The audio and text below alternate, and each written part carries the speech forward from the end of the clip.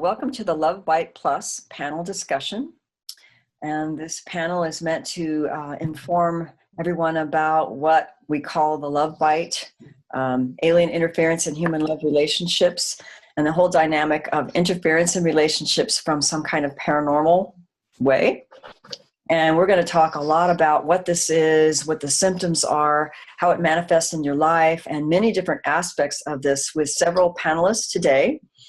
And so I want to go ahead and introduce myself. My name is Lorgen, and I'm the author of two books, The Love Bite, Alien Interference and Human Love Relationships, and The Dark Side of Cupid, which is about love affairs, the supernatural, and energy vampirism. So really this panel is based on what's in those two books and what we've learned over the years in research with what I call anomalous trauma, how love relationships in particular have been manipulated or orchestrated, influenced, disrupted, or set up in some way by the sources that we deem to be either ETs, aliens, or sometimes humans, black magicians, sorcerers, or interdimensional beings. So it's actually quite a bit, and this is all really defined in my books pretty well. So today, I'm here to talk about this, but there's also several of us joining today, and I'd like to introduce just briefly the people who are going to be here in the discussion. James Bartley, as you know, is a colleague of mine that we've worked for many years doing alien abduction research and support groups together. And we've been doing this for something like over 20 years now. And I stopped counting years, but and then also Tom Montalk and Carissa Conti. They've done a lot of their own research over the years. And we have Bernhard Guenther, and he's had a lot of experiences himself. And Arella Eliora is someone who's joining us, who's had personal experience with the love bite as well, and has started her own research in many aspects. And Eliora, my colleague, has also done research, had personal experience. In fact, all of us here have had our own personal experiences related to, quote, the love bite in some capacity. So that's why we're all here. Not only have we had personal experience, but we've done our own individual research, which really goes into many different areas that's very relevant today. So I guess what I'll do is I'll go ahead and start off with really defining, quote, what is the love bite? And I know it sounds funny. It's a funny term. It actually started many years ago as the alien love bite. And it was people who've had multiple alien abduction histories who realized over their course of their lives that they had relationships that were being manipulated or orchestrated or actually set up by the aliens that were visiting them, or we call them alien handlers. And so that phrase actually stuck, the alien love bite, and then we later really just called it the love bite. But in actuality, we actually learned this from people who had multiple alien visitation histories or alien abductions. And those kind of people had those kinds of reports that their relationships were definitely not only being set up, but they were being orchestrated or manipulated or broken off. And so over the years, what I realized is not just this subpopulation is actually experiencing this phenomena. There's many people who experience some kind of interference in the relationship from what I call a paranormal factor, for lack of a better term, or what we call a third-party entity type of visitation, which could be a type of interdimensional being, but it could also be an alien or an ET. It could be a military. It could be some MK Ultra handlers. It could be a sorcerer. It could be demons. It could be angels. So there's actually a lot of different kinds of beings and modes in which this can happen. So I guess what I can do is just give you the general symptoms of what this is so people could recognize it as opposed to, let's say, a quote, a regular relationship or a relationship where this is not happening. And we'll talk more in detail about all of that. So I'm just reading some bullet points. This is actually based on my book, The Love Bite. And the definition and symptoms are basically alien abduction history or ET contact, or sometimes they just call it visitations because they can be both physical and what we call astral or interdimensional. Bonding scenarios of various kinds recalled in abduction-related dreams with a person who is what we call the targeted partner. And sometimes, several times, this happens under different circumstances in trauma or relational, sexual, and also what we call astral sexual unions or meldings. These kinds of things are remembered often in dreams, but sometimes they're remembered very distinctly as an abduction event.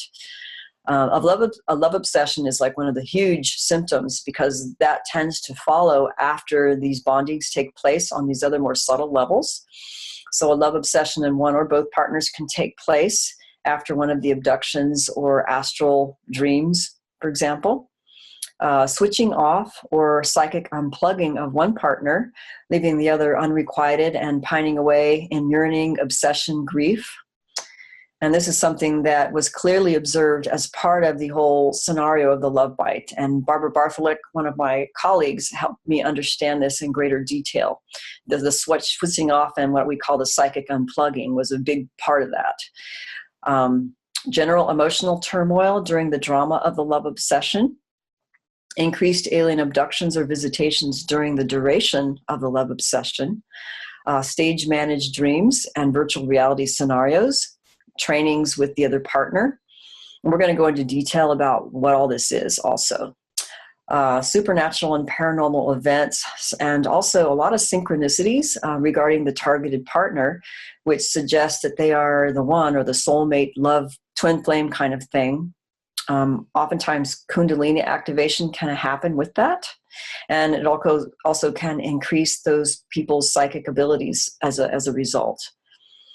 And then, when the switching off occurs and there's a lot of drama, what we'll notice is the exhaustion and a persistent sense that one is still psychically connected to the love bite partner, even after the relationship or obsession is over. There's still a psychic link going on. Emotional and telepathic linking with the love bite partner during the bonding phase and sometimes afterwards. And like I said, the psychic abilities could increase during this phase as well. And I'm just going to go ahead and during the discussion, we'll kind of talk about what are the reasons why, quote, the aliens are doing this. Or in cases of what I call the military abduction scenario or the MILABs, there's also reasons for this. And there's different kinds of love bites, which we'll talk about in more detail. So I'm not going to go through all the reasons because we'll discuss that as part of the overall discussion.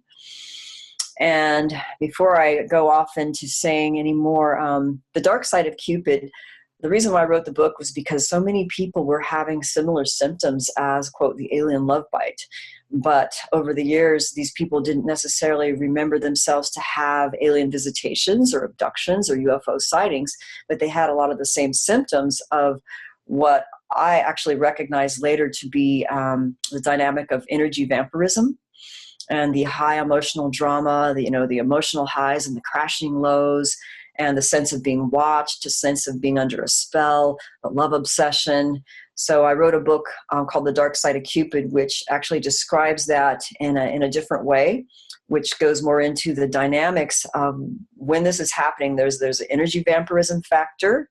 Sometimes there's a psychopathology factor with one partner, for example, who might be a narcissist or a borderline personality disorder.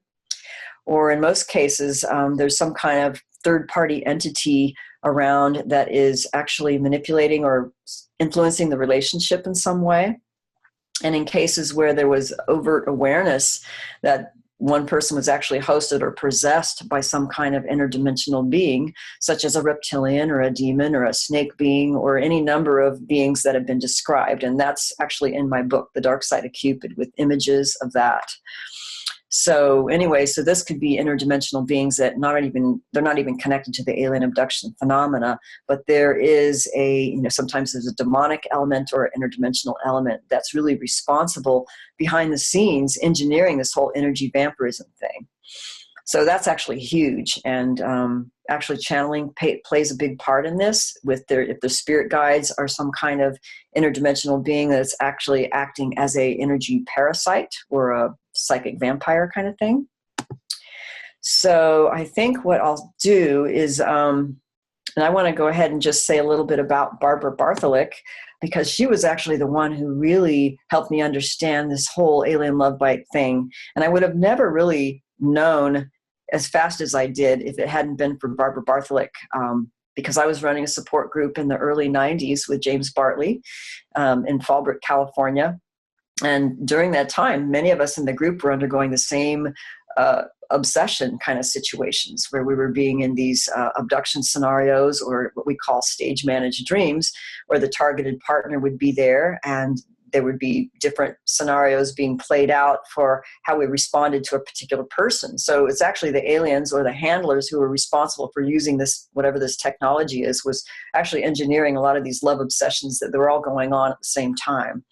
So luckily, it played out more favorably because Barbara Bartley was able to help us understand what was happening, and that she had seen this for years, that the aliens had been doing this kind of thing for years, and especially the reptilians. So, and also Dr. Carla Turner, who was mentored by Barbara Bartley, who also wrote several books, was one who brought that out into the ufology community and abduction community with the Ted Rice case called Masquerade of Angels. And in that book, I actually took sequences of that case study, and the lovebite portion is in my lovebite book.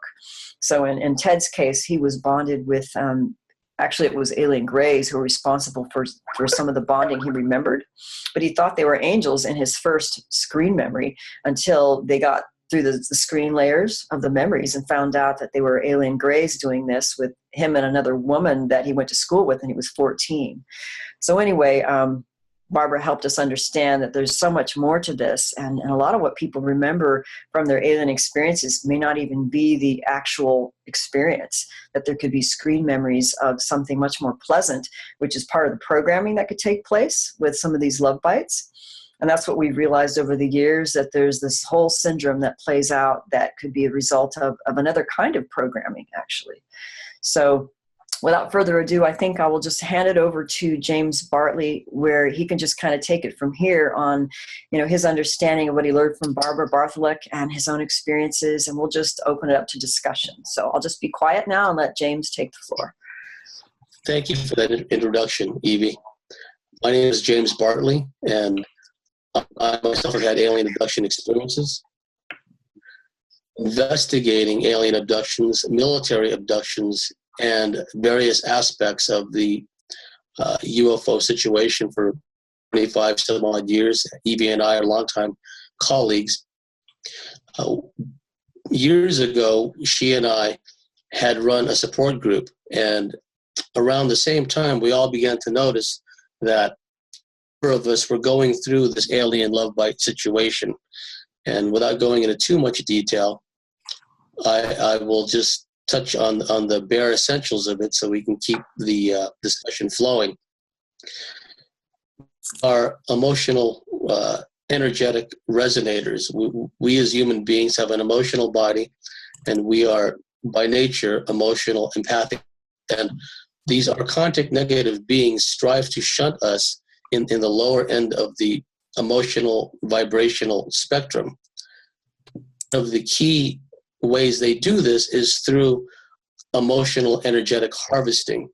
And the alien love bite, the dark side of Cupid, the drama of the love obsession, as Barbara Bartley described it, is a key facet. We were fortunate at the time to have the wise counsel of Barbara Bartley to help us through this very critical period of time. I can say that in my personal case, Barbara helped me out a lot because she explained the inner dynamics and provided a conceptual framework for what the alien love bite is. There is a lot of denial which an individual going through this must first overcome, because our emotions are dear to our hearts. They in many ways define us as sentient human emotional beings, and to have our emotions used against us in this fashion, especially in regards to our seeming connection to another person we feel a strong attraction to me, that's about as low a blow as it can get. And so just wanted to point out that the seminal role that Barbara Bartley played in providing a conceptual framework for all of us that were going through this. We began to implement her teachings in our support group and individually with each person in our group that was having these issues. So I think that that's enough of a background for me at the moment. So if anyone else would want to pick up from that. I think we'll just go ahead and have each person do a short introduction before we launch into a more in-depth discussion. So maybe Tom and Carissa can go ahead and introduce themselves. Yeah, I'll go ahead. Yeah, so I'm the author of Montalk.net, and that's where I have a bunch of articles up there about all sorts of fringe topics, from the alien agenda to the matrix control system, spirituality, synchronicity, forbidden science, forbidden history, and all this kind of thing. And, ever since I was a kid, I also had alien experiences, which I consciously remember without any sort of hypnosis sessions or anything. And starting in my teens, I started having some military abduction-related symptoms as well. And that's because my stepdad was in the military, and because I took certain standardized tests in high school, which kind of put me on the map as far as intelligence and, things like that. So, and over the years, what I've been trying to do is correspond with literally thousands of people over the past 2 decades, getting their experiences, their insights, and taking this entire body of data and trying to boil it down to the bottom line, and then package it in a clear and concise way with the world so that they can kind of make up their own mind about what's going on. So that's what I'm doing. I'm Carissa Conti, and I'm the author of a website called intoworlds.net. It's in the number 2 worlds.net. And it's basically a website kind of encompassing a wide range of fringy topics, everything from abductions in my labs and mind control subjects, as well as synchronicity, parallel timelines, reality glitches, and hyperdimensional interference. And it's all coming from firsthand experience. So it's articles and free books available to people where I'm writing from personal experience. So I don't write about anything that I haven't experienced or which I don't know something about.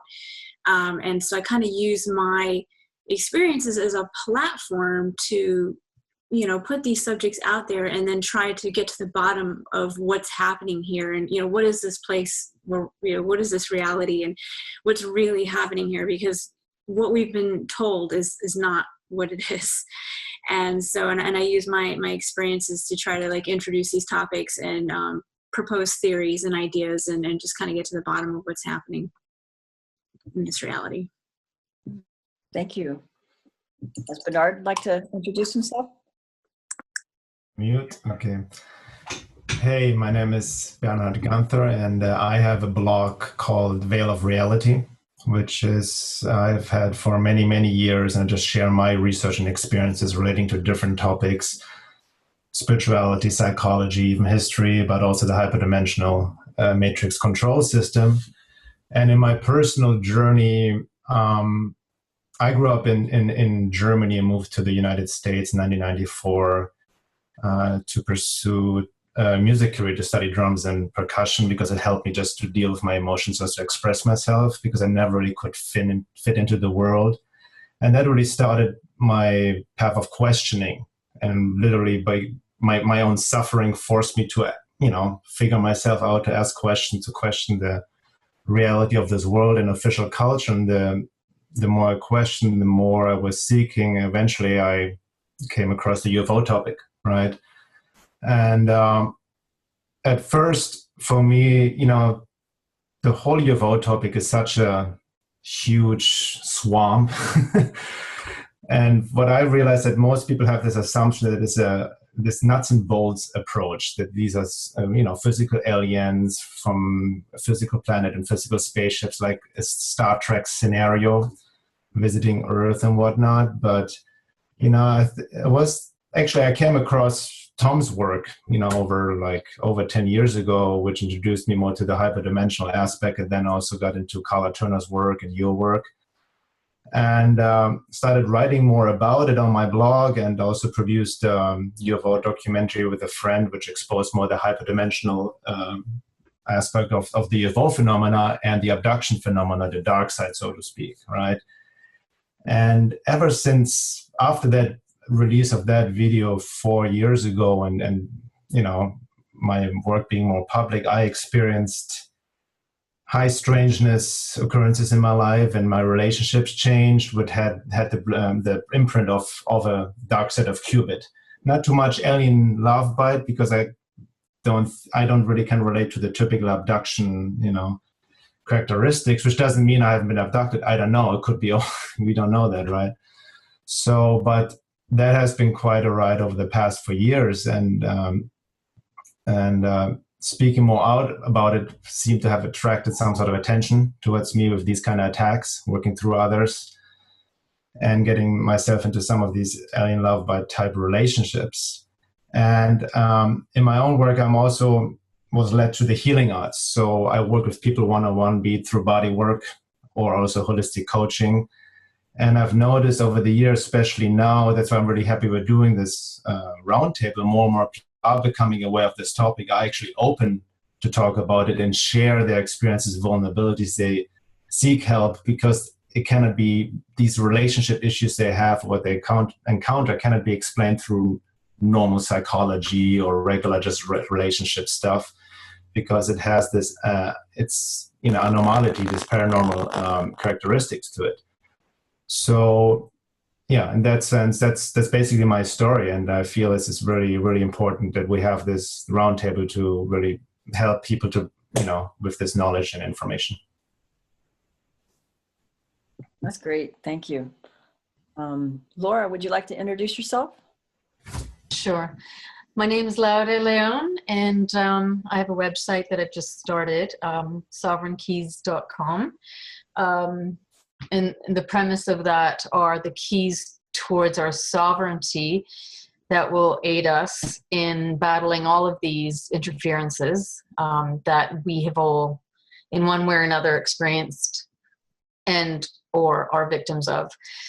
So how I came into this all is because I am a long-time abductee, my lab from the get-go. So I came in with the consciousness and was targeted at a young age, and have had to survive a lot of massive interference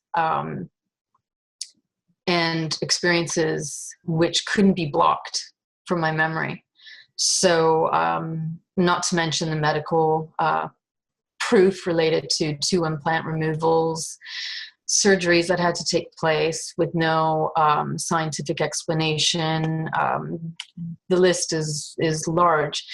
And I think, just like everyone here, we have background in personally experiencing the love bite and or the dark side of Cupid, or both together, because sometimes they go hand in hand.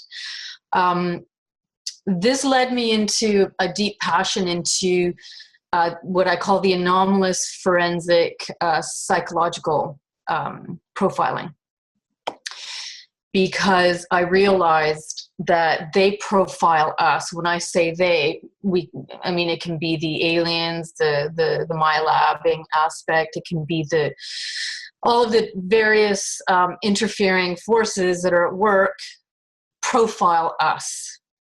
And based on those profiles, they set us up.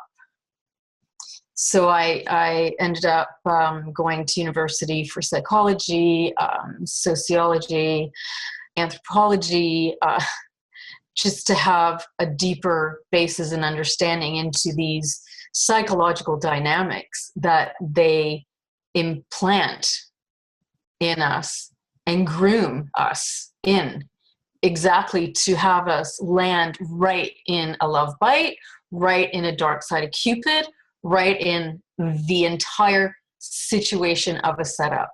So the passion really is like all of us. It's from anywhere from abductions, the understanding of how these black ops operate, the demonic realms, this spiritual battle against amnesia, the cognitive struggle that we have with all of the interference that has been put in place to keep us from ever reaching any real answers and the truth. So all of us come by all of this through a great deal of experience and struggle and research and connecting.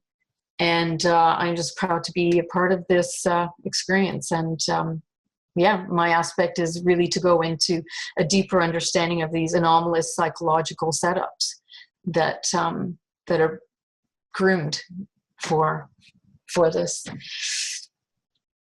Thanks. Yeah, that was wonderful. I mean, you said it well, because there is so much to this, and we're learning more and more all the time. So, and then we'd like to introduce Arella. Eliora, would you like to introduce yourself? Hi, thank you, Evie. My name is Arella, and first of all, I would like to thank you all for this opportunity to share my experiences with you. And I really appreciate to have been included in this panel. I'm a French Mexican based in Latin America, and I have a lot of also interaction with Spain. And I basically started all this research some years ago when I really got swept into the New Age movement. And well, I can testify how dangerous the New Age indoctrination really is, because I felt for many of its programs, and then I started questioning them. And I was able to get out of it after 2 years of being very heavily into the New Age teachings. I was a Reiki master. I got into several healing modalities like Theta Healing, Access Consciousness, Tarot Reading, Kabbalah, all sorts of metaphysic things that they teach in the New Age. And well, I had a lot of psychic activity back then, and I do have memories of abductions. I don't think they were actually physical, but they were astral. And I remember the experiences of being implanted by entities, by beings. I started channeling information from entities I used to call my guides, who presented themselves as ETs, positive ETs. And they were saying things to me about the universe, the cosmos. And at the same time, I started experiencing love bites and dark side of the Cupid scenarios. And they basically tried to stage me to be with a black magician. And they were presenting him as the twin flame. So basically, this is how I came to all this research. I was very involved also in the twin flame communities in English and in Spanish, both. And I knew most of the gurus and the healers related to twin flames. And I even created a group where I had thousands of people already, especially ladies from Latin America and Spain. And they were all sharing their stories and, well, talking about their twin flames and everything. But as time went by, the group really transformed into some kind of research, because every day I was getting weird stories from the members saying what was happening to their lives, to the connections. And I started seeing that they were really devastated. They were very deceived. They were confused.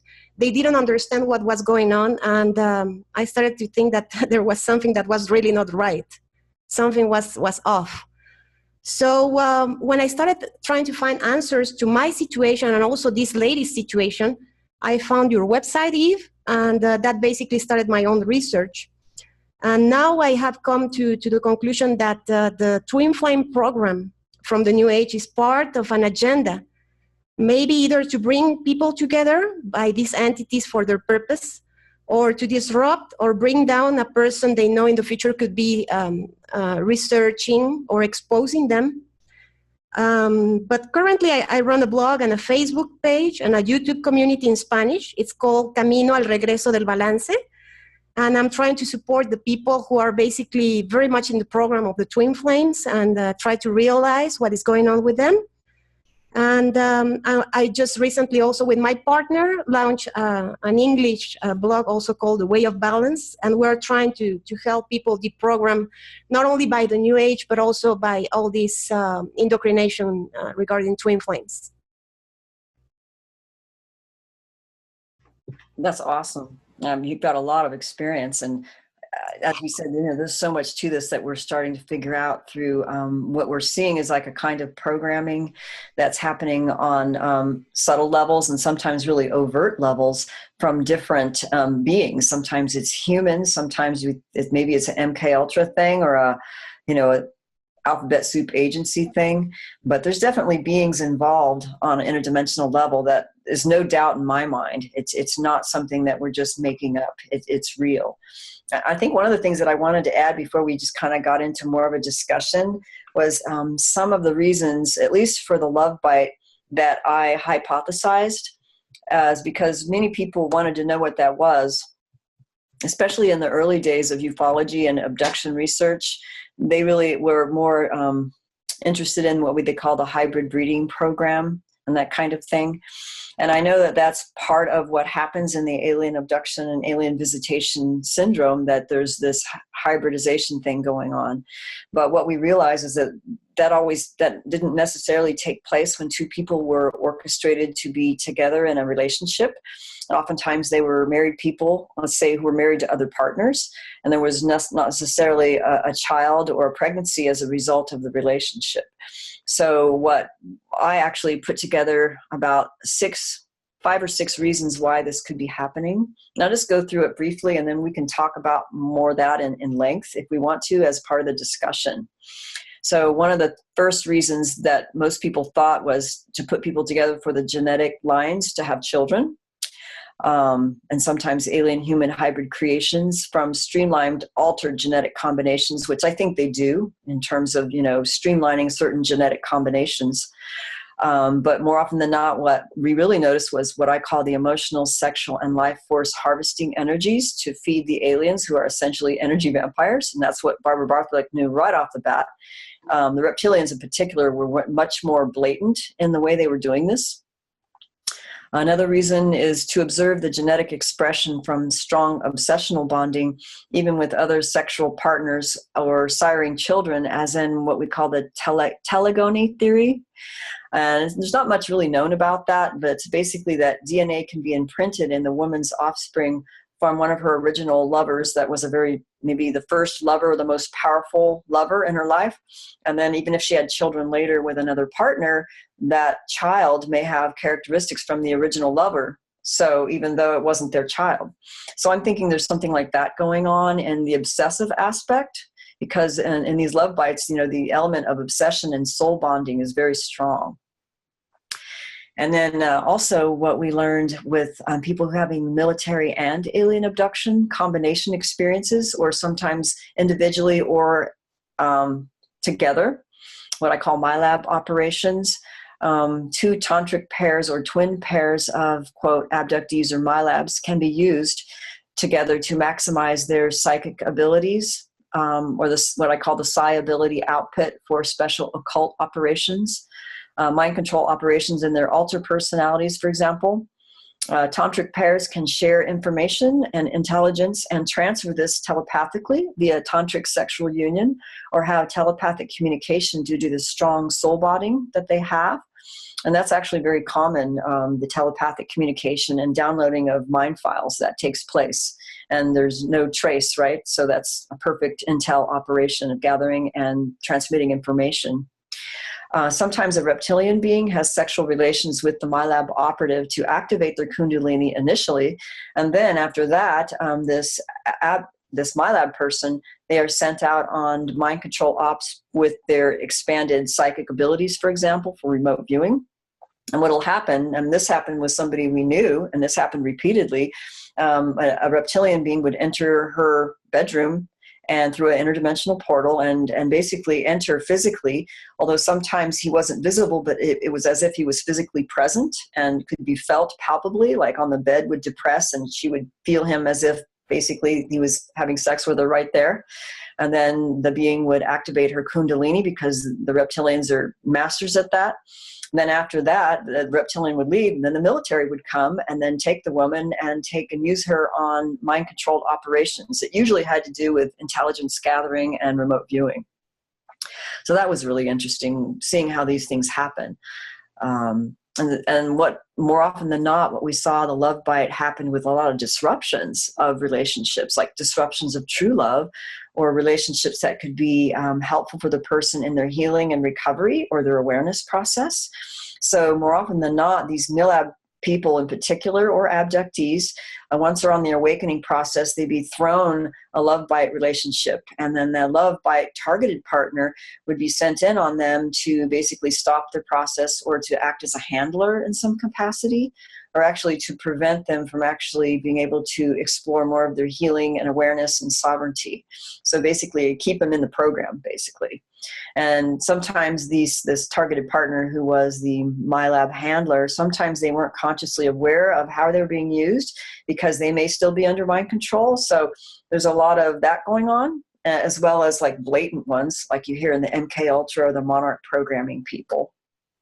And then the last reason, the disruption of true love or even true twin flames, because true love is very powerful and it's very healing, and it is a threat to the negative agendas and beings behind those agendas, because love will help people expand their awareness and become very powerful.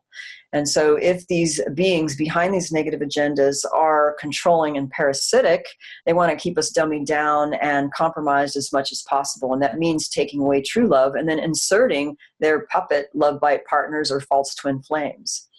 So I'm just going to go ahead and stop here. And if there's anything that somebody else might want to add on to any of those reasons, or like personal experience having to do with having been set up or somebody they know. So I'll just kind of let anybody else who wants to take the floor to chime in. I was just going to add or ask you, because you in your book, Dark Side of Cupid, you have also a list of target groups, certain people that more, maybe targeted than others. Maybe you can share that as well. Yeah, well, the targeted thing is huge. And I think I mentioned that more in the Dark Side of Cupid, because over the years we started seeing patterns. Well, like, how come so many people are getting stuck in these relationships? And I felt there's a targeting aspect, especially, women would come to me and they were somebody who was on the healing path and they had a lot of awareness. They were super psychic. They were able to do things that other people couldn't do. And I think it was because they shone so brightly and had a high quanta of life force energy and psychic ability that they would be targeted by interdimensional beings to be set up with like a love bite partner that was hosted or possessed by usually a reptilian being. And then they would be like it would feel like a soulmate thing.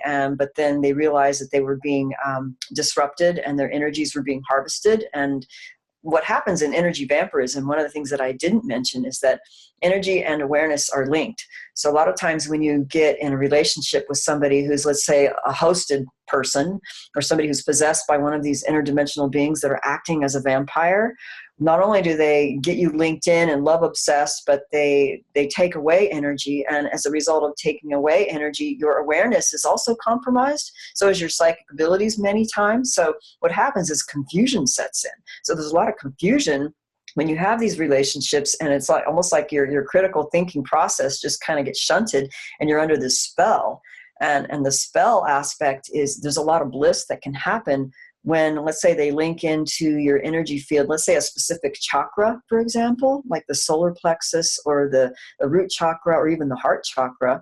When they link in, it could create kind of an activation, and you could even have premature kundalini activation as a result of them linking in. So that actually can be very blissful and can activate some psychic abilities. But over time, if you stay linked in with the psychic vampire that's linking in, then eventually you will lose more energy and become exhausted. And then that's when the confusion sets in and the obsession may set in, because the bliss is like an addiction. It's like a love drug, like James Bartley has mentioned this. So and anyway, so some people are targeted, especially people who are bringing out information like alternative media, people who are bringing out a lot of truth about subjects that are meant to be kept hidden. So I think that happened in Bernhard's case, actually, when you brought out those movies, those films, because it didn't happen until after that. And so I think that there's a lot of people who are actually being targeted this way by being sent in disruptors who are basically they're possessed or mind controlled or sent in because something else is running them, like an interdimensional being is actually running these people. And so that makes them easy puppets to target people who are basically really bringing in the true awareness. And so there's a targeting phenomenon actually. So yeah. So if anybody else wants to share on that. Yeah, and maybe on that note, I can just share a little bit of what happened with me, because it was definitely your second point of, what I felt in my experience. It was definitely the emotional and sexual life force harvesting that happened. And also the confusion, element. I mean, this is, what I think I want to also say right at the get-go, because sometimes I get, I wrote a whole blog about my experience and in light of the research, but sometimes people ask, well, how is it any different from any other relationship issues? The stuff comes up, the trauma, but it's like, there's a saying, you don't really understand until you have experienced it. And this is just, relationship issues exponential, like it's just times 1,000 or something. It's just insane. But, the point you made, which is really the most confusing part, because it felt it's meant to be, with all these synchronistic like dreams of each other and projections and, orchestrated synchronicities as well, which is important to keep in mind, because a lot of the times you feel like when we experience a synchronicity, it means, it's meant to be. But these synchronicities can be most often orchestrated by these entity beings, for their own agenda to bring two people together. And then this obsessive character, on both partners at the beginning, and then also the sexual experience can be, or was in my case, so intense that it feels so beautiful and amazing and orgasmic, like Kundalini waking and everything, that you're just like, oh my God, this is just meant to be. This is love on its highest level, and just like, woo, woo, woo, And I remember not even 3-4 days being together with this woman and having the intense sexual experience. All of a sudden I got sick. Like I woke up the next day with like a staph infection and just fever, and just like, it was intense, and there was no virus, no STD, nothing involved. It just felt just very weak. My life was just being sucked out, and it was fine. But then after I recovered a bit, I felt like okay, this is like, and I still like, we haven't really known each other, but we felt so intensely drawn to each other, and there was this conflict. Like part of me knew like, this is not right. I shouldn't be with it. Like, this is not right. But I was so, my emotional center was just so attached to her, on the sexual center, like the cords, it was just like the push and pull is so extreme, and then on her, and she then even wanted, engage more in having more sex. And I was throwing me off. So there was all this weird energy just based on this sexual feeding, which was very confusing without having established a grounding, like emotional connection and whatnot. But it was up and down, like literally looking back or looking from the outside, it would make no sense to anybody else. Everybody would say, what are you doing with her? Like, just, get out. But one day, literally in one day, I would just feel I'm totally in love with her. I just want to be with her. And just like, we had amazing times as well, blissful experiences, right? But then one trigger happened, something else, and just boom, down into, a whole can of worms open up, and conflict, and just draining. And I felt just weak and weaker and weaker. I mean, even my immune system was shutting down. That I got sick, and I'm a fairly healthy person. I have a healthy diet. Up to that point, I haven't gotten sick in over 4 years. And then I got sick twice within that relationship in a month. At the beginning. And then also towards the end, I even had to get into antibiotics because of, it was just needed. But that was just, that was the big, what you said, that confusion. It was driving me nuts, like literally, like I didn't know what the hell was going on. And like, even if I intellectually wanted to let it go, because it felt emotionally, I couldn't. It was just like, and I had so much pain and just a sensation in my third chakra, the solar plexus, just like my own sense of power, my will, right, being just weakened. And, then trying to work it out, also just working on just a purely psychological level, just didn't work for me, I had, in my own process, I also realized that I acknowledged, because I've taken responsibility for that experience as well, not to see myself, I'm being attacked, or, in this victim position. But I realized that I was attacked by getting to my own blind spots, my own psychological blind spots and issues, where these entities know exactly how to target, my own weaknesses, especially in regards to relationships or sexuality. So I had to really take a sincere look at that and really like heal that and raise my vibration on a higher level to really transcend that kind of attention I was getting, so that kind of puts my experience in a nutshell, that others can share now maybe as well.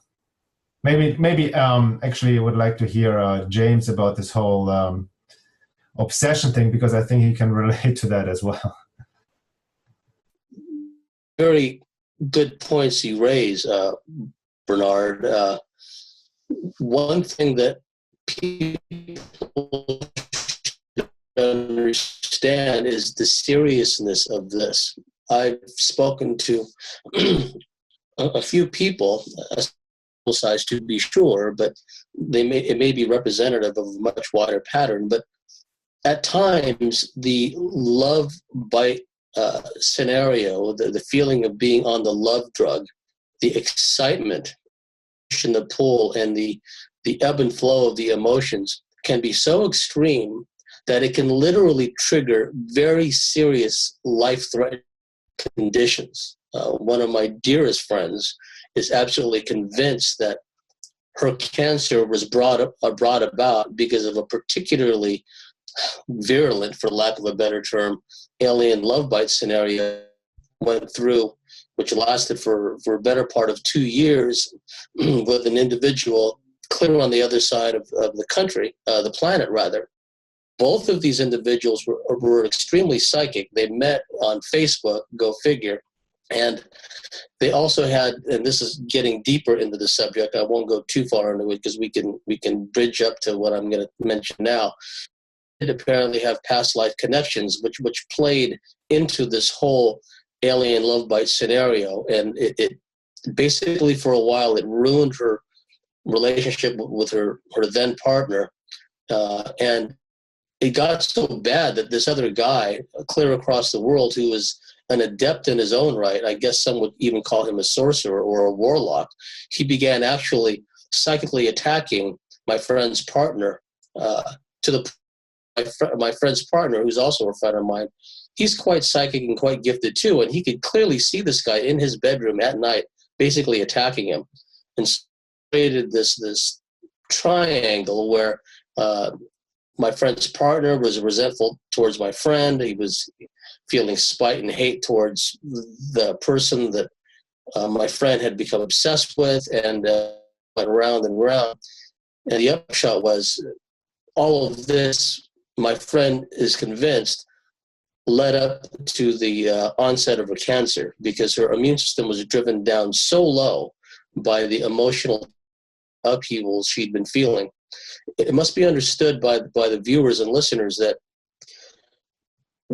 it's very easy for one to get caught up in the excitement and the love drug feeling of the alien love. In my view, differentiates it from other attractions, other interpersonal romantic connections. One feels as though one is floating on a tidal wave of emotions, and it feels even internally as if your indoctrinary system is causing all your glands to pump out a tsunami wave of hormonal secretions that make you and accentuates every emotion clear across the emotional spectrum, from jealousy to rage to confusion. And another example where the health aspects kick in is another close friend of mine. He was embroiled in an alien situation, which he himself believes was an alien love bite situation. And he went from an individual, in the span of just several months, an individual who was physically fit, who, like Bernhard, was into physical fitness, working out, swimming constantly. And his physical and emotional state was reduced to its lowest possible level. And I thought at some point that he just may die because he was going through such emotional upheaval. It exacerbated all of his injuries from his past. He swims in order to keep his back in alignment. And all of these other issues he had with his teeth and his gums, and everything just flared up as he was going through this emotional alien love bite upheavals. That we can talk more about that later. But as far as some of the setups that Bernhard talked about, a key aspect to understand is, just as the ETs and these little beings can put us together, they can also, and this is two sides of the same coin really, keep us, or some of us anyway, in a state of prolonged isolation, where one is not having their emotional needs met because they find it well nigh impossible to form a lasting relationship with somebody. And we try to rationalize it sometimes, well, what could it be? Is it nice guy syndrome, wherein, because we live in this harsh patriarchal society, and unfortunately many women have been programmed to respond only to males who exude this self-confidence, this boastfulness, this machismo. And on the other hand, individuals, males who are quiet, accountable, and quietly self-confident, and not prone to boastful, making tough macho noises. It seems, even from an objective standpoint, and it can never be purely objective, but it seems that women will tend to, some women gravitate towards someone who is more of a type A personality. And so some males, and I've even spoken to female abductees, who, despite being quite attractive, they can find themselves in periods of long isolation too, due to trust issues, intimacy, inability to form intimacy, a variety of issues. So in practice, what it can seem like is a person can meet a gal, and then they seem to be getting along great, and then there's just a cutoff where, well, gee, what happened to her? Things seem to be going along all right. She seemed to like me, but I don't hear from her. I don't see her anymore, and so on and so forth. And when this only happens a couple of times, one could write it off as being, well, I don't have that way with women, et cetera, et cetera. But if it happens over a prolonged period of time, things begin to pile up in a cumulative fashion. The feeling of loneliness, the feeling of almost a feeling of disembodiment from not only society, but from oneself, because we are emotional beings, we are passionate beings by nature, some more than others, and to be lacking in that connection with someone, that's someone special, can be quite frustrating and can be quite aggravating even. And so when an individual like that is thrust into a love bite scenario, it's set up to be a perfect storm, because I see the inverse of that, where when people contact to get some insight into some of their experiences, I almost always, if I remember to, advise them that it's not unusual for them, now that they've contacted me, to wake up one morning and stressful towards me, suspicious towards me, even outright hostile towards me. And I tell these people that this is because these negative entities don't want to establish communications with me.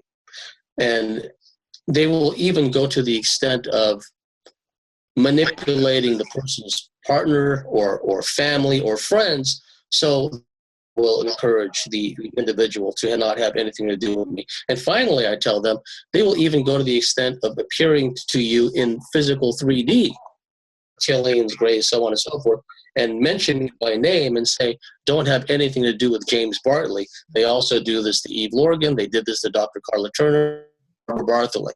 So I'm not the only one. So the inverse of that is, this, what I'm talking about, this enforced isolation.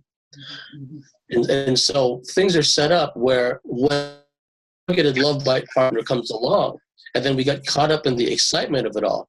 And because of the pre-programming from all the Hollywood movies and all the romance novels and so forth, we latch onto that, and we don't want to let go. And eventually what happens is the flood of emotions overwhelms our reasoning capability, and no longer able to reason our way through what's going on. And so this further leaves us ripe for the plucking, so to speak. So the imposed isolation is a key aspect of the part of the setup. And then what we have to do at that point is to recognize the inauthentic feelings, the the extreme heights of emotion. And like I said, it could vary, because if the person going through this love bite feels they're not getting their emotional needs met by the other person, and the really insidious part of it is, then it's not only just this effusion of love and excitement and romance and whatnot. Then it's the opposite of that. It's feelings of resentment, of just perish the thought the other person begins dating other people, or whatever the case may be. And depending on the psychological profile, as Laura said earlier, because the psychological profiles are a key aspect, you can see how some people that are smitten with this love bite syndrome can not only develop obsessive compulsive behaviors, where they're just constantly consuming thoughts of the other person, murmuring their name out loud. Oh, Stacy, Stacy. They're just walking around in this daze. But then when the other emotions begin to kick in, of a feeling of rejection, resentment, jealousy, and that could boil over to rage. And even in the days before the internet, and some of the people that were afflicted in a very bad way with the alien love bite, they began acting out in ways which was borderline gang stalking, obsessively calling up the other person, driving past their home at night, things that we would associate as being stalking kind of behavior.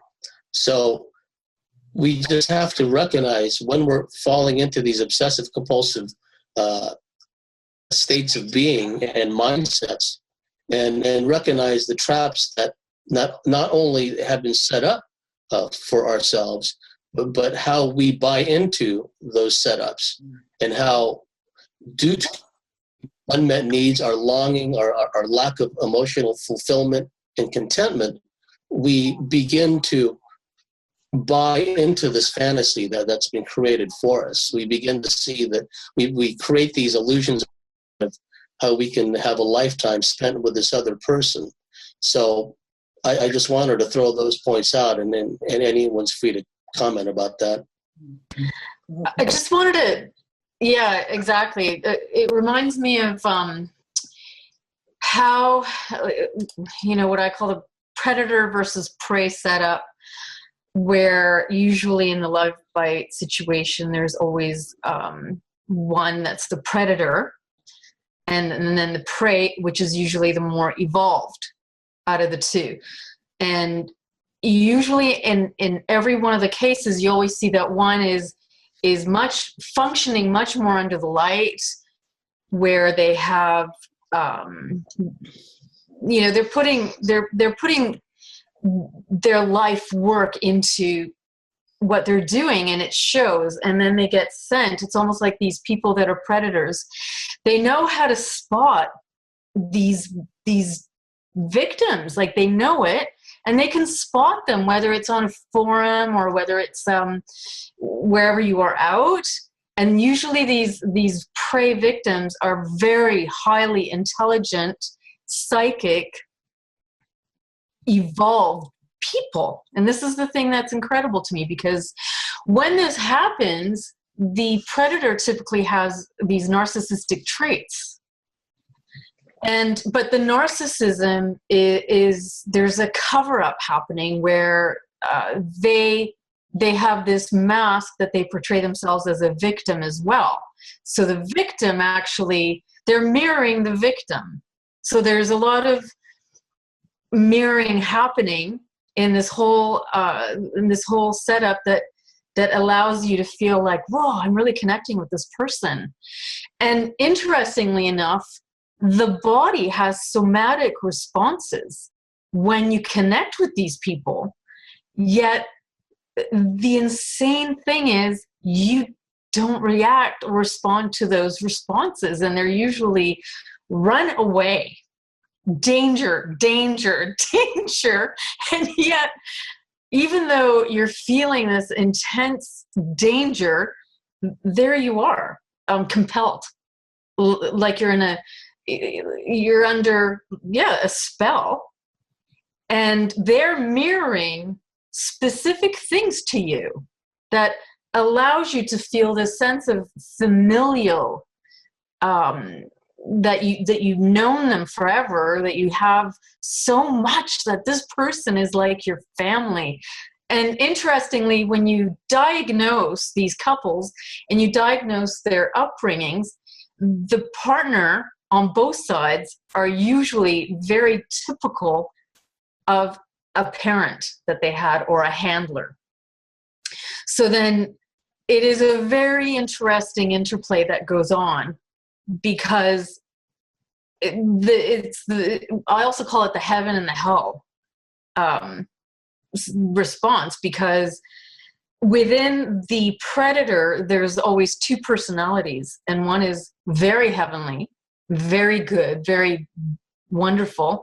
And then, of course, they have the personality that is the narcissistic rage, the person who hides and reacts with the feelings, the traits that are all meant to keep you in this little cage. Yet you're addicted, but you've been groomed to be an addict. You've been groomed to be an addict of love. And addiction to love is a part of how we've been set up in our family upbringings, because we haven't been shown what's healthy either. So not knowing what's healthy just allows us to walk right into the snare, regardless of our somatic responses screaming at us to run away. Yeah. Basically, that which we haven't received as children, we try to seek outside of ourselves, which is the most basic set Right. of frustrated relationships. And then the predator, for some reason, can mirror exactly what it is that you want. Exactly. Yeah. And it's almost like they're mirroring who you are, because see, you're always the more evolved. So you're going to, in essence, be falling in love with that mirror image. Yeah. What ties in Are they? with mention of prey, the higher evolved, so to speak, the more sensitive one, also ties into empaths. Mhm. Empaths and codependents, because they've been groomed to be codependents, and they're always empathic. But so is the predator. The predator is also empathic. See, this is what makes this very complex. Right. Because you've got two psychic people, but they're both operating with different programs. And one is really great at mirroring. But you have to ask yourself, when you remove the mirror, when you start coming out of the spell, when you remove the mirror, what do you have inside that predator, inside who's in there? Is there personality? Is there, or did they just mirror what they knew that you wanted? Did they just mirror what they knew you are? Well, that you could even tie that into the idea of quote unquote organic portals, spiritless humans. I know Tom wrote about that these puppet people, who cannot activate the higher centers, mirror our soul potential. What we see in them is actually us, in a sense. Exactly. Yeah. Exactly. And that in itself creates, wow, if you want to talk about utilizing people as portals. Oh yeah. How many portals do they create in these scenarios? That's probably the big thing that was figured out in the dark side of Cupid, that more often than not there was an interdimensional being running the targeted partner who had the more narcissistic predator characteristics, and they were being used to basically control and disrupt the other person until the other person woke up. But like you said, I think many people at least those who've had, let's say, alien abduction histories or MyLab or MK Ultra, or who had, let's say, narcissistic parents who are abusive, they're raised in ways where they never really knew love, or they may have shut down their feelings so that they're more vulnerable. But even with the abduction, the MyLab thing, they actually set your life up so that you don't get your needs met, and so that you're really hurting. And so then they bring you this carrot that's like the perfect lover, and of course you want to fall for it because you're so hungry.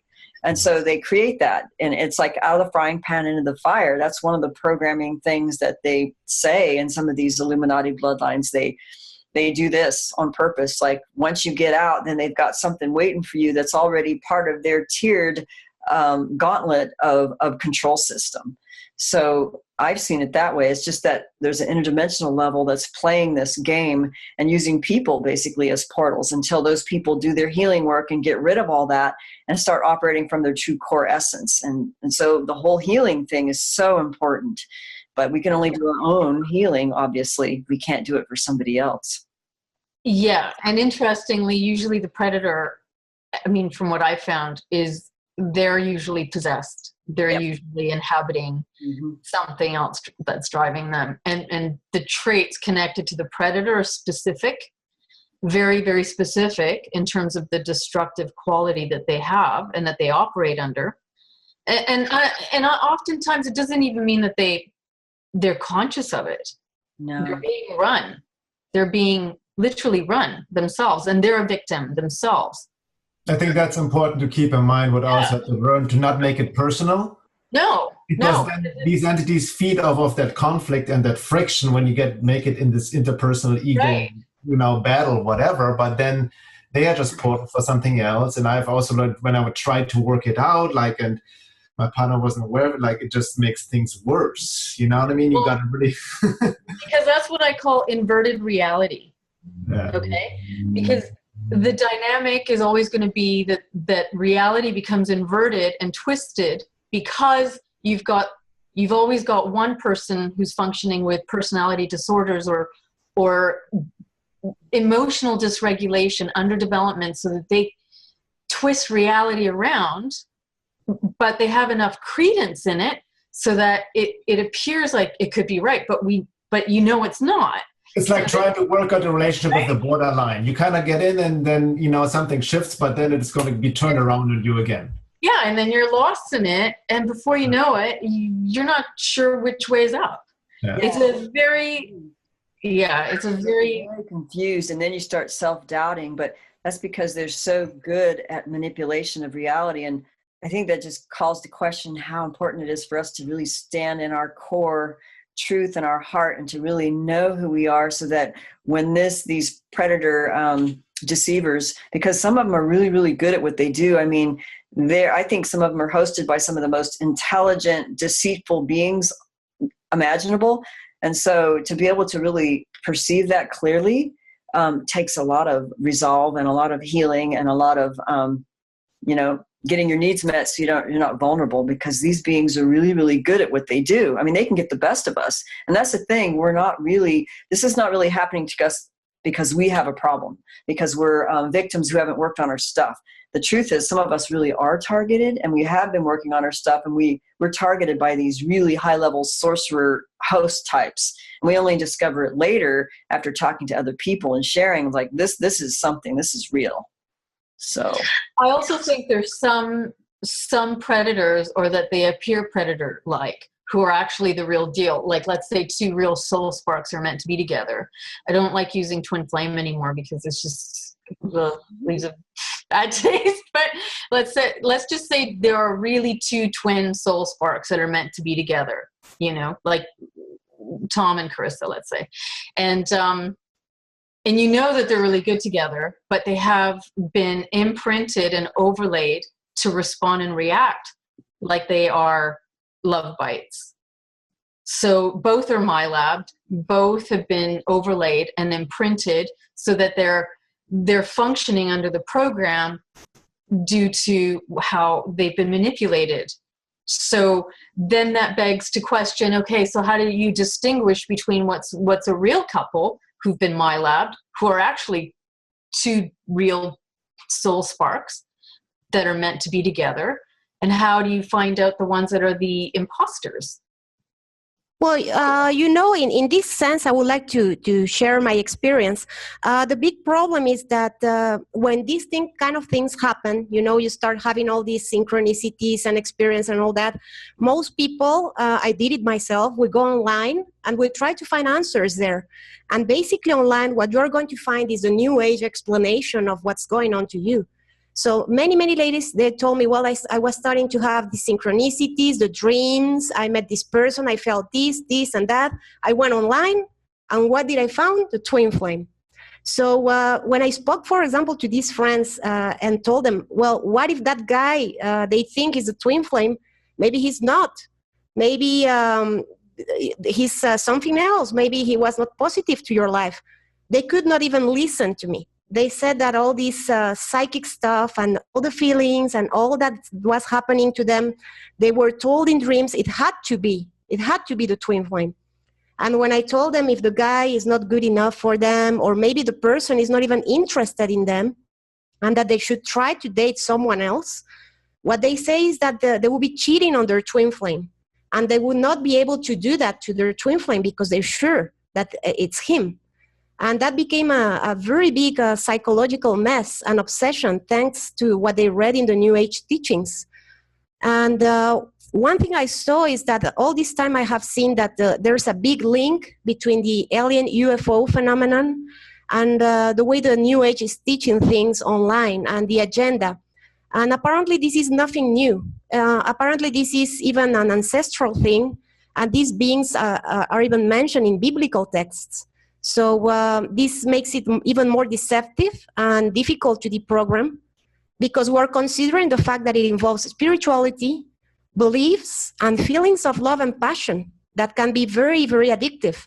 So you add to that, as Laura said, the personal traumas and the wounds to heal, and that makes it even more difficult to deprogram. So I think it's very important to address this, because you go online and you get flooded by the other teachings of the twin flames, but not many people are talking about this. And especially women, they are really falling for this twin flames program. And in most cases, I don't say maybe 100%, but maybe 90% of cases is a masquerade of the alien lovebite. You say anything about like cult leaders and cults, how people can get sucked into that? Maybe because they want some understanding about a twin flame thing, and they get sucked into certain cult leader teachings that may promote that, and then they find themselves getting sucked into something that's part of a program. Because I know that's an experience with several people here where they've observed channeling and then cult groups and how they actually helped feed these interdimensional beings that are actually the predators. So I don't know if that's a topic we can kind of launch into. Yeah, but before we get to that point, I think I want to reflect a little bit on what's been said so far. I mean, one of the big takeaways that you can, get from all this is that all these manipulations, they have to override your intuition. They have to override the genuine connection that you might have or not have with someone. So, if you're, like Laura was talking about, these warning signs, whether they're synchronistic. In my case, I've had dream warnings about people long ago. Dream warnings, synchronicities, so intuition, and even just like logical signs, like if the person is acting in a psychopathic or sociopathic way. I mean, there are like actual symptoms behind that. But the thing is, all these things can be overridden if they can pump you with enough programming. This mind control trance thing that they have going on, and of course that hormonal surge, which can be induced either telepathically, hypnotically, technologically, chemically. All these avenues are available for them to override what is the actual genuine signal within us. So one of the things that they can do is bring together people that might not necessarily have even a genuine connection. So we have different aspects of it. We have the one aspect where you don't have a genuine connection, but they use the hormonal surge to make you just 100% hyper extreme puppy love, in love with this person, right? Or they can just use simple mind programming where you feel like you're in a trance and like, I don't know why I'm going along with this, but I'm just going to go along with it and you just kind of slide into that because the end result is the same. Either one will result in you being hooked up to this person, which then accomplishes whatever agenda needs to be accomplished, whether it's energy draining, whether it's trying to suffocate your spirit through just the negative influence of this person, the mind games that they play. And another thing I should mention is, these psychosomatic symptoms. Sometimes, it's just due to us undergoing these intense emotions, which, disrupt our subtle body energy mechanisms. But other times, it might also be due to energy contamination by the dark entities that are working through this other person who's acting as a portal for these entities. And it's been reported that greys, demons, reptilians, that they have an energy field that is very dark compared to yours. It's not compatible. So if you take that energy and you inject it into yourself, you're going to get sick. And sexual interaction is one of the most potent forms of energy transfer between two people that's possible, which is another reason why they would use that avenue, if they're trying to get at you. So, these are many of the things that we have to watch for. And, Bernhard, you brought up the idea of portals, spiritless humans, as I call them. And I've been trying to track, what kind of person is it that is so easily manipulated and moved into surrounding someone or hooking up with them or targeting them in order to bring them down. And generally what I found is these people tend to be extremely emotionally fractured. So it's almost like you take a soul and you kind of break it apart, and you have these voids in there, and these voids then act as portals through which these influences then can work. Other times these people tend to be not too self-aware. So therefore, if you're not self-aware, then you can't self-correct yourself.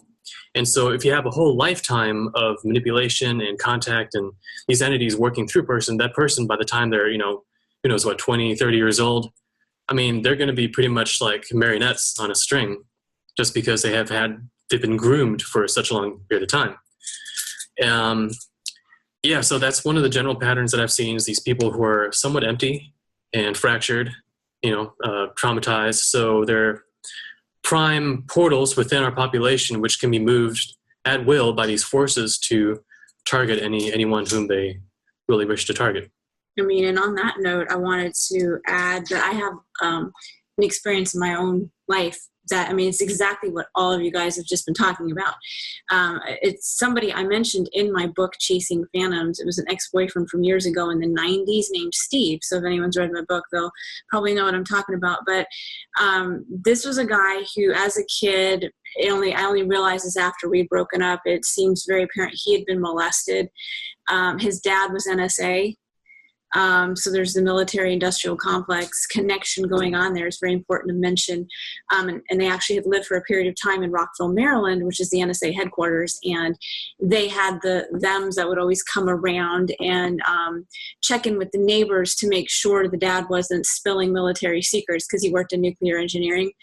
And so that's his background. And it seemed like he'd been molested, I think, from more than one source. So he was severely fractured, was already addicted to drugs by the time he was 9, was rehabbed and done and over with it by the time he's 16. Very traumatized, very fractured, empty, like what you guys were describing. So I just give this backstory just to explain. So then I ended up being roommates with him and a bunch of other people. We're all living under the same roof together. And, he was like a very attractive guy, but I had no feelings for him ever in that way, because I always knew there's something really wrong and off about this guy. So that ties into what you guys have been talking about, overriding your intuition. I was young, I was 21, so I'm kind of, stupid in a lot of ways, but aware in a lot of others. So I could tell there's something really off about this guy. So yeah, he's attractive, but not in that way. I don't want to be with him. But, long story short, circumstances ended up happening where, and this is going to tie into, I know, a subject that we all have on our bullet point list. We're going to get more into detail later. But false reality creation, where I did this stupid thing because I was single and I wanted to intend to have a boyfriend. So I got this candle I had, which happened to be black. And I know I told Evie and Laura this story before, so you guys are familiar with it. But stupid me, I get a black candle and I'm just like, okay, I'm going to intend, I want a boyfriend. I'm ready for a relationship. I want to find somebody. And I did this thing where I'm intending with this candle for a half an hour. So it's basically, and I had no idea what I was doing. It's just naive and stupid. I didn't realize anything back then. And the very next day, my car was totaled in an accident. Just totaled, very bad car accident. Because of that car accident, I no longer had transportation to get to my job. So now I'm stranded in the house all the time.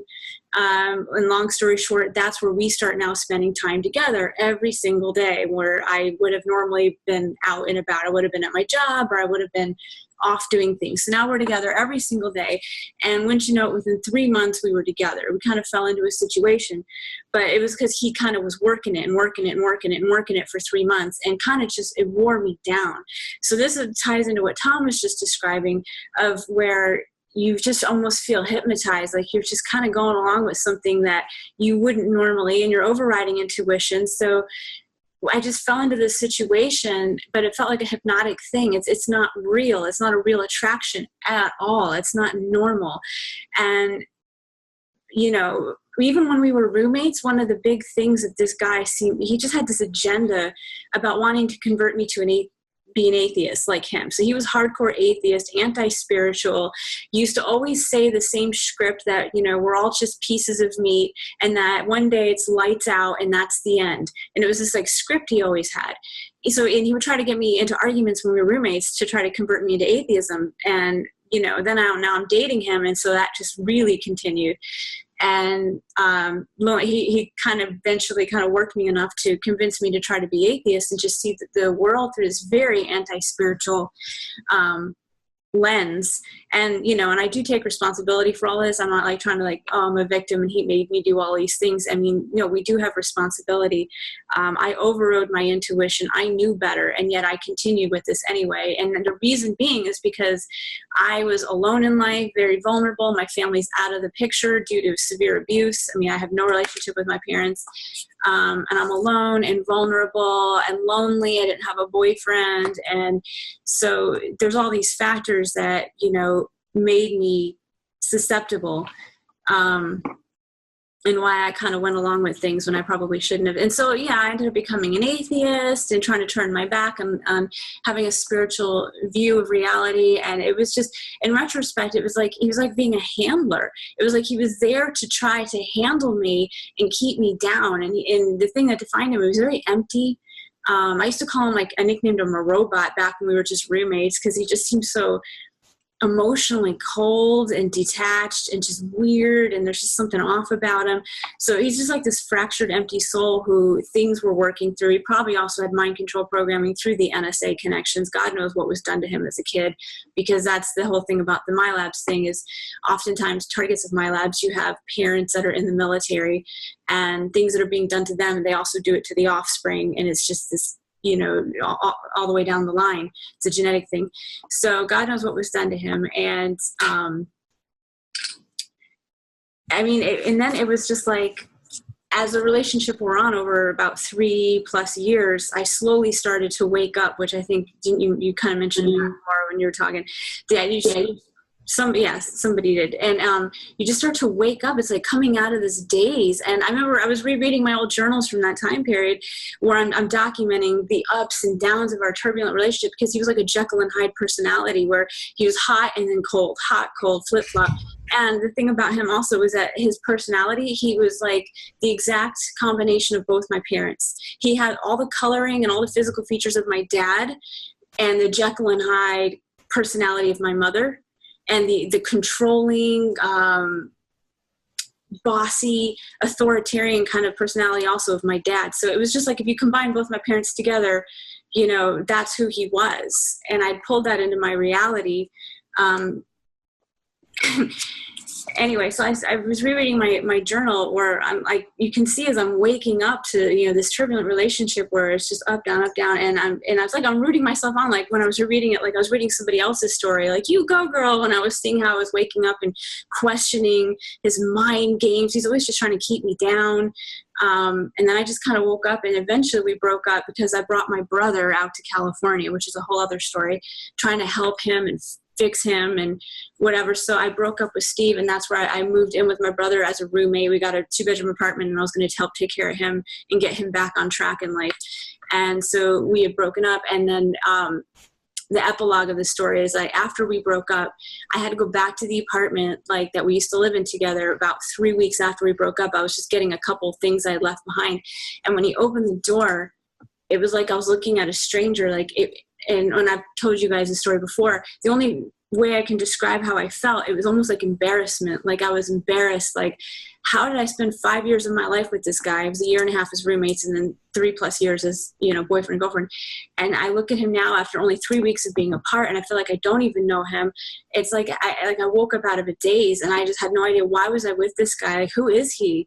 Like, what is the? I was just like embarrassed. It's almost this weird, embarrassing shameful feeling that, you know, you had spent years with someone that you don't even know under a spell, you know. And so I tell this story, I don't mean, it's no disrespect to Tom, who I'm with now, because I was already over this guy before we even broke up. So, and then I actually spent years beating myself up over it, about why I was ever with him, how I allowed myself to get pulled into that situation. But I understand, I mean, the vulnerabilities I was facing at the time in my youth, where I'm alone and isolated. And, you know, he's 4 years older than me, and he was kind of very take charge personality, and it's just kind of swoop in and just, you know, took charge of that. And so I understand now how it happened, so I don't beat myself up over it anymore. But I just wanted to put that story in there because it encompasses all the things you guys have just been talking about.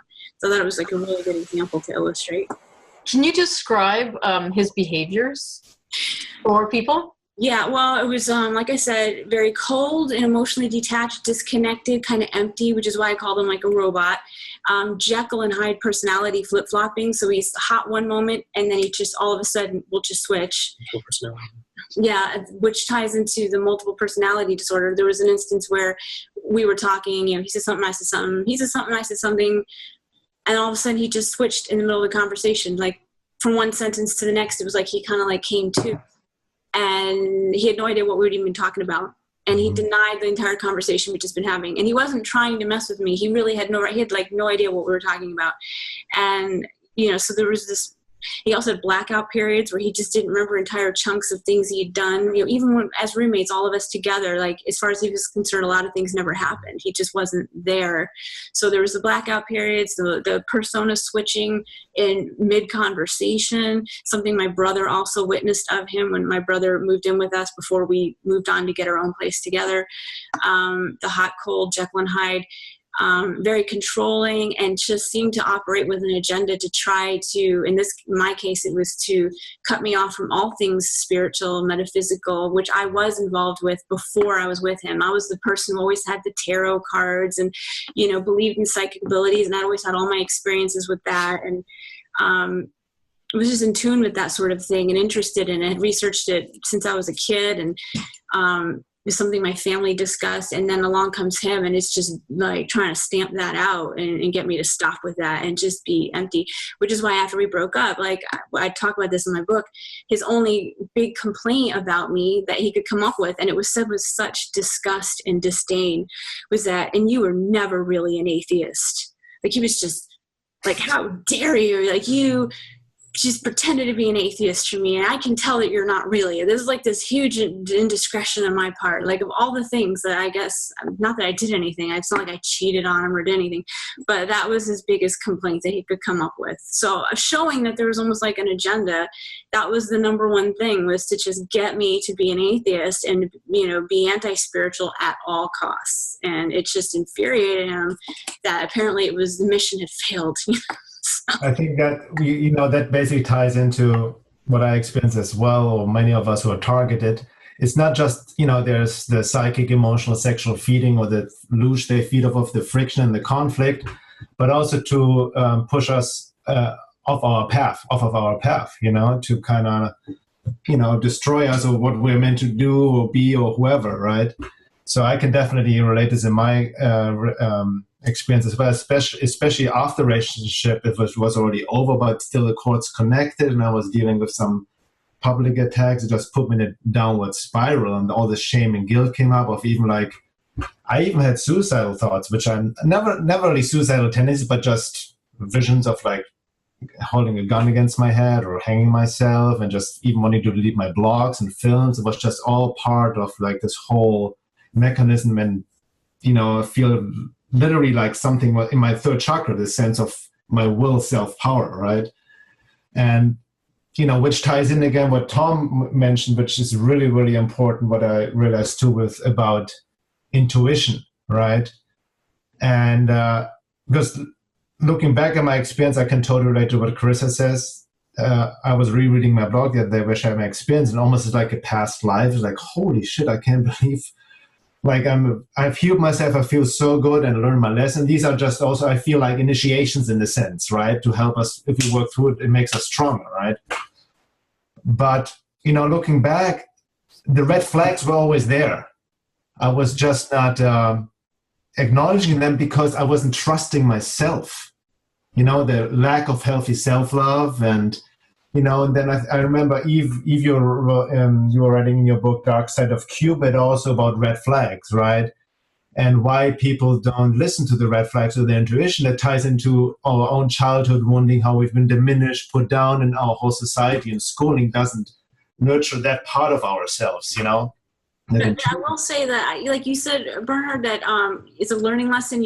There's always something positive to be gleaned from anything negative that happens to us, for the most part. And in this case, because I was with such a terrible guy, it taught me a lot of lessons. It made me become aware of the fact that I was attracting in things that I was familiar with. I mean, being abused, you know, by your parents physically or verbally and emotionally, it's no fun, but it becomes all you know. And It programs your subconscious. That's all you know. You don't like it, but it's all you know. And then next thing you know, you're attracting in people in your life that are just, it's the same energy. And until you become aware that that's in your field and that's happening, there's no way to break out of it. And you'll just keep attracting those people. So he made me aware that, I mean, look at him. He's the exact conglomerate of both my parents put into one person. And I attracted that in. So I had to become aware of that. And then being with such a terrible guy made me then have a basis of comparison and realize I want somebody good, which helped pave the way for why I'm with somebody like Tom, who's a good guy. There's nothing about him that's like my ex. So, you know, it's just good things did kind of come out of it in a weird way. So sometimes we can only connect the dots looking back. Not in the midst of it, it's all fucking confusing, obviously, and like. One thing I wondered about was, and maybe everybody can also share their perspective on this. The one thing that would disturb me was trying to figure out which one is the real identity. Is it the one that is it the nice one, or is it the bad one? Or neither. What do you mean real identities? Well, because when you get a victim, let's just say the predator is a victim as well, right? Because everybody's a victim in this game, right? But when I say what is the real identity, it's like, who's the real personality? How do you know who the real personality is? I mean, when you went out with him, Carissa, and you said he was like a Jekyll and a Hyde. So he would have you would just become the aggressor, right? Right. He's just, you know, he could have this just super pleasant and, you know, just have that persona where, you know, he looks nice, he's really well, and he's very pleasant, but only behind closed doors did I see that other side where he would just get cold and he could just say some things, and he had a lot of anger that he would buried, rage deep down, so he could lose it and flip a table and come after you and chase you through the apartment. He's going to come. That happened on way. So the relationship started bordering on abusive by the end. I mean, it was getting really messed up. And that's why when I was rereading my journal, I was like, oh my God, I felt like I was reading somebody else's life. And I'm rooting for them to finally wake up and leave this terrible person, So that Jekyll and Hyde thing, it was only behind closed doors. When he was with the rest of the world, he was as pleasant as could be, and everybody thought he was the greatest guy, They didn't see that he had problems. He's very, very good at hiding it. But that's good. By the way, that's a very good point too. From the outside, people don't actually see what's going on. Yeah. Yeah. Well, that's a description of a narcissist, 100%. And what we can see here is that apparently becoming a narcissist or developing this kind of features in a person is very much connected to entity possession. Mm-hmm. Because I have seen, for example, I saw it in my ex as well, that he had very much unhealed issues. He had a lot of anger that he didn't resolve, but he could be very nice, very kind, very gentle, but he started changing over time, and then he started becoming aggressive, and to a point that it was almost unbearable. He was even physically violent, and that's not the way he was raised by his family. There was nobody else in the family who was like that. So I really suspected that in some way, something happened in the way. Some kind of entity maybe got as well inside of him and tried to make him change, and he really became a narcissist. Yeah, in my ex's case, I really believe the severe drug use he did when he was a kid opened him up to demonic stuff on top of whatever military MyLab's programming I'm guessing he went through. I mean, you know, being NSA and all that. So, yeah, absolutely. And it was like, it just kind of got worse and worse over time. Like you were just saying, Arella, it's like it didn't start out like that. And then it was just becoming downright abuse. Some of the things that would come out of this guy's mouth towards me, like by the end, it was just, and then I started wising up, and it got to the point where one time we were having, he would do a lot of mind games, like just really try to keep me down. And my brother saw it right away when he came to live with us, and he said, oh, he's threatened by you, you know, he knows you're smarter than him, and you know, it threatens him. But he would just start pulling his usual mind games because he's so used to me taking it. But now I was like waking up and wising up to things. I remember one time he was pulling his games, and I just said, you know, fuck you, and just walked away and left him standing there literally talking to a wall. So and just I started doing that and kind of, you know, coming out of it. So, but the fatal attraction dance of this whole interplay is something that is fascinating to me in certain points, in certain ways, because there's always a push-pull with their behaviors, and you know, where it leads into what James said about the obsessive compulsive needs, that, but also an engulfment and just like this power play, constant power play. Oh yeah. So, yeah, and he was an energy vampire too. I forgot to mention that. Like, I would literally have my energy drained every time I was in his presence. I didn't know about energy vampirism back then. I wasn't well versed in it, but it was a phenomenon. I'd come home from work, we'd sit around, we'd be talking about our days, and literally within a half hour, it was like all my energy was getting siphoned into him, and he would go from being kind of slumped to being full of pep and energy, and I would literally go and crawl onto the bed and go take a nap. I was exhausted. Like, you just feel like it's like your life force. It's not a normal type of tired. It's life force energy. And this was confirmed by our friend Mike. We had a mutual friend, Mike, who anytime they had to work on cars together, and they'd both be on, you know, those little roller boards underneath the cars, passing wrenches back and forth, you know, doing that thing. Mike said he hated working with this guy on cars, even though they're friends, because he would just be exhausted after being around him. So he was an energy vampire. Anyone he was around, he would just suck their life force. So that was another thing I forgot to mention. It was very important. It was another huge red flag. So, and what about the dynamic where somehow everything gets twisted so that you're blamed for everything, essentially? Oh, of course. Even when and that's typical narcissism. So no matter, you can't win. Like, you're damned if you do and you're damned if you don't, because even if they are the ones that cause an issue, or they're the ones that create the drama, which typically is the way it goes, you will be blamed. Yeah. Somehow or other, they're the victim. Yeah, and they shame and blame too. And they shame, blame, project, shame, blame, project, and then punish. Oh yeah. Punitive. Why don't you talk about that, Evie?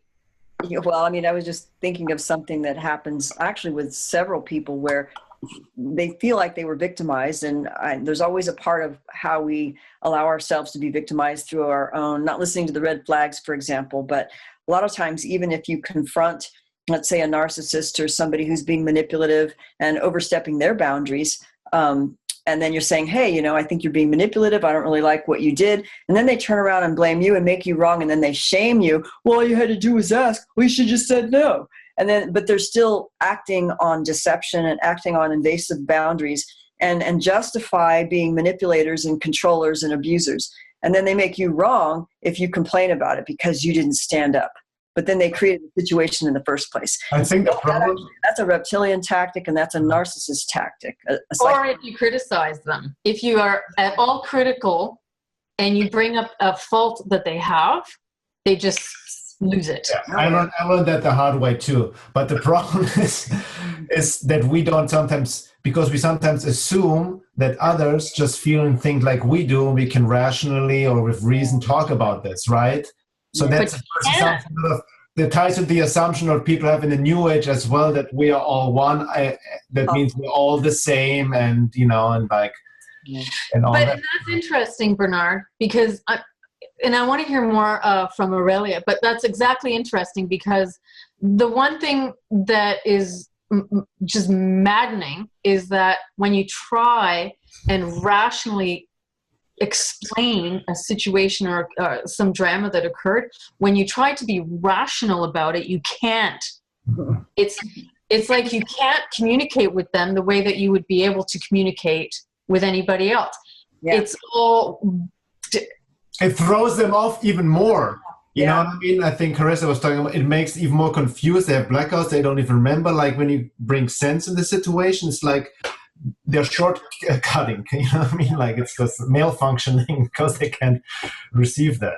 But they can't communicate it. And that's one of the things I learned where, you know, I went to therapy and did a lot of schooling to get my degree and everything. And one of them is communication skills and learning how to communicate to do problem solving or conflict resolution or compassionate communication. But with people who don't, quote, play by the rules because they're by nature psychopaths or narcissists or they're hosted or run by something, they can't play by the rules because they never play fair. So they always twist and turn things. So it's really hard actually to communicate clearly with someone like that unless you have absolute evidence and you're doing it in front of a third party. And then they might back down because they don't ever want to be exposed for what they are and what they're doing. Because there's something inside them that actually really knows. It's not always running, you know? And I don't think they can always tap into their core emotion either. I think that's part of the symptomology of their design is that there's so much trauma there that they have to have all these masks. Mm-hmm. And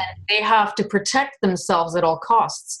Therefore, it's essential for them that they, you know, spin it and twist everything so that they can never get inside, because that would be, they just can't do it. Yeah. It's almost like it's an unbearable pain for them or something. Like they can't have that level of realization or connection with themselves, which it makes me think again of what Carissa said, that feeling that they have that they're empty. Oh yeah. Right? And that's the thing, is he actually would, there's been times where he had apologized for something, so he wasn't quite like what you're just describing right now. However, when he did, it was empty. It was like he didn't really feel like he actually really cared about the damage he'd inflicted or the terrible things that come out of his mouth, or it was just more like, he's reading, he could tell I'm upset, and if he wants to be able to cohabitate in peace, he better do something just to make it right, but he doesn't care. It doesn't bother him that I had, you know, that he said something really terrible or, you know, was being raged. And that's the distinction right there, because I think when you have a person who's genuinely tormented and tortured and fractured, let's say, and being run by something within them, if they're genuinely sorry, and if you see that they're genuinely sorry and they just can't control certain reactions that occur or certain puppeteering, then I think that's a way to see that there is a distinction between that and a real predator. Oh yeah, he was just empty. I mean, by the end of the relationship, he'd had this new tactic where he was started to talk to me all the time like I was 5 years old and really stupid, like just a really dumb 5-year-old, like a father talking to a little kid. And I was like, where is this coming from? And his eyes would just be empty while he was doing it. The same way his eyes were empty when he'd be reciting these scripts all the time. Like he's just like an empty vessel that was just filled with whatever stuff wanted to fill him with, and whether it was scripts or, you know, okay, now you got to treat her like this or try this tactic, you know, and treat her like she's a stupid 5-year-old. And then by that point, then the relationship was over. That was the end of that. But it's just interesting to look back at that with everything I know now and see it with the new eyes, you know, where at the time I was like, what is this? Like, what is happening? So, and you know, I realize he is a victim in this. So, you know, I saw pictures of him as a little boy, and like everybody, he was a cute and innocent little boy. And I think terrible things were done to him that nobody deserves, and he was severely fractured. And I think it's like his soul just exited stage left. It couldn't handle it anymore, and he was taken over by and so, you know, he's a victim in it too. And that's a healing. Like, yeah, it would be great if we could focus on healing on both sides, like not just because they're victims as well. Yeah. So there's hope for everybody. I don't believe anybody's fully ever lost. It's just how much they're willing to work. Yeah, and they do have to be willing. I mean, yeah, so many factors. Like I know that with the severe abuse, a lot of times with the fracturing, and let's say if they're in one of those families, right, that they're already what I call their underborn rights. They're under somebody who's NSA, aerospace, military industrial complex, or Illuminati bloodline. And these kinds of groups are actually, their bloodlines are already under the born rights of many interdimensional beings that are already running them. So they have like an extra hurdle to go through, actually, is to come out from under that, as well as the abuse and just the healing from the abuse itself. But they've got the extra interdimensional interference, as well as mind control programming, and all those different things are interplaying, which can make healing a really complicated process if they don't even know, quote, what the problem is. And I think that's why so many people don't heal, is because they don't even get to the higher levels of what's really running them. And so it's like the human part of you has to shine so brightly and to want so bad to heal that you can do it. But if you don't want it bad enough and you can't get through that level, it's not likely to happen, or happen. It'll take a really, really long time, many lifetimes, you know? I think that also ties into how a lot of people, especially in this day and age, go into like spirituality, fringe topics and new age and yada, yada, but don't have like just the basic foundational knowledge and application of basic psychological self-work, you know, just basic understand shadow projection, basic childhood wounding, all this stuff, how we, you know, sometimes attract a partner that is a shadow aspect of our parent, you know, and seek love outside ourselves, and yada, yada. Like these, the like basic things of psychology, which are very much needed to help to turn off the food source, so to speak, right? Absolutely. I think the new age is becoming a real problem, because I mean, I know there's a lot of healers out there who claim a lot of things, but they don't have in-depth psychotherapeutic or trauma resolution understanding. And so they'll try this method or that method and think this Reiki will work, or this. And it's like, it doesn't work because they don't have the thorough understanding of even how these things work. And then they're being used by let's say their spirit guides, who are actually guiding the whole thing so that they can be resources for these loose predators. So, and this is why, like what Arella said, you know, these women are looking for help, and then they fall into these twin flame forums where it's basically encouraging this wonderful connection, and then really it's like one of these dark side of Cupid things. So people don't even know what's happening, and they don't even know how to heal so that this doesn't happen. And there's just a lot of false beliefs just trapping them into being predated upon, you know? Yeah, exactly. Actually, I see a lot of people that they prefer to go to New Age healers, and many of these people, they don't even have a degree or have not even studied psychology or have a little bit of, let's say, background or information about how to do things. They just basically do the Reiki or the other techniques, and it's just passing by entities from one person to another and from one person to another. It's like going to a hospital and getting the flu and all the virus, you know, when you go to these healers, because they really don't know what they're doing. They are giving you meditations and things to do, and let's invoke this deity, and let's call for this angel, and let's connect to this. And they're just making people become parasited instead of healing. So normally to all the ladies that contact me, I say, you have to find a good psychologist, but a clinical, who won't get maybe too much in the spiritual. The spiritual, maybe you can do it yourself, because we cannot get into the belief of people and say, well, you have to believe this or you have to do this prayer. That's very personal, and they have to get to that through their own.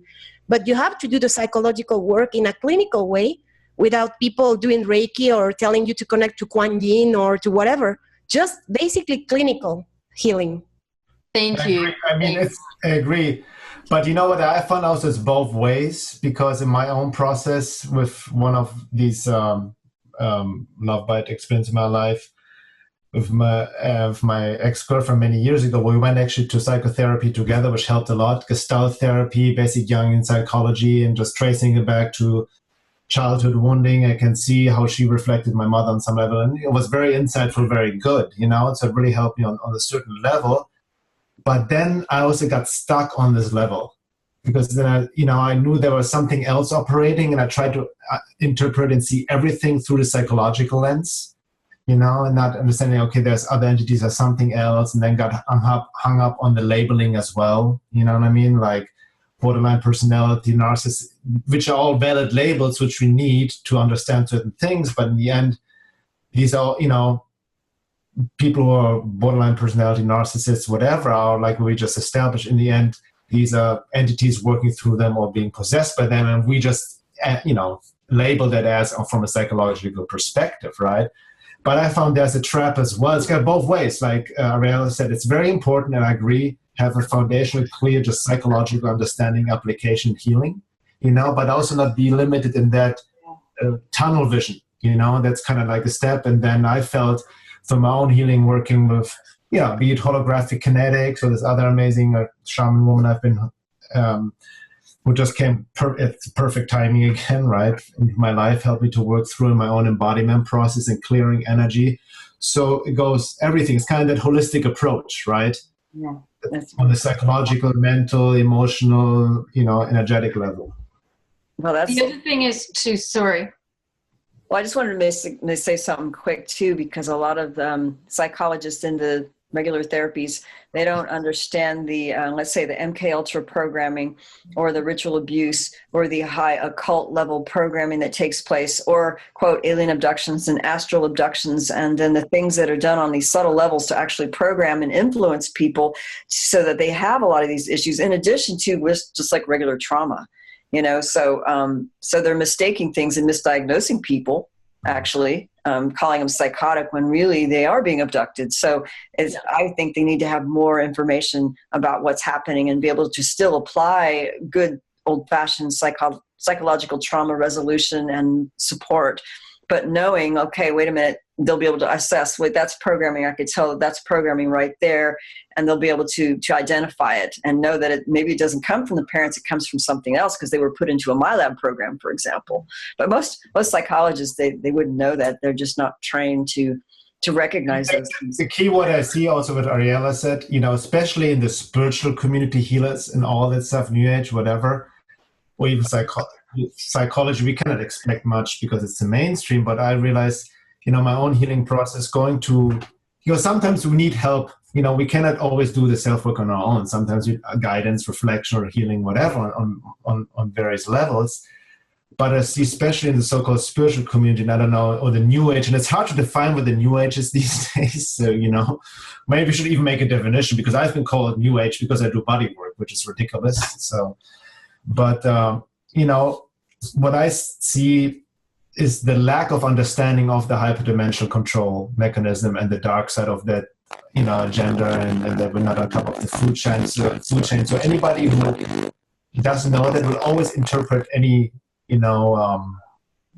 disease or illness or whatever they're helping a client with through their limited reality, and then become even conducts of negative entities working as positive ones, right? Which we see in the channel community and all of that kind of stuff, or even in basic tarot reading where people get to tarots or psychics, they become instruments of these negative entities when they are not aware of it.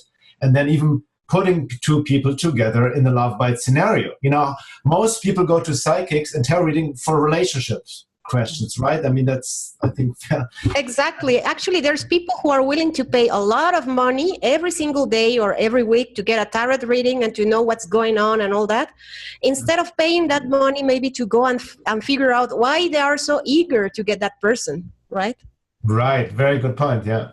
The other thing too is that I like what everyone's saying about having clinical psychological therapy in order to get to the core wounds, and combining it with the spiritual knowledge and with the knowledge of these hyperdimensions that are utilizing everyone in so many different ways so that we can recognize what's going on in our own lives.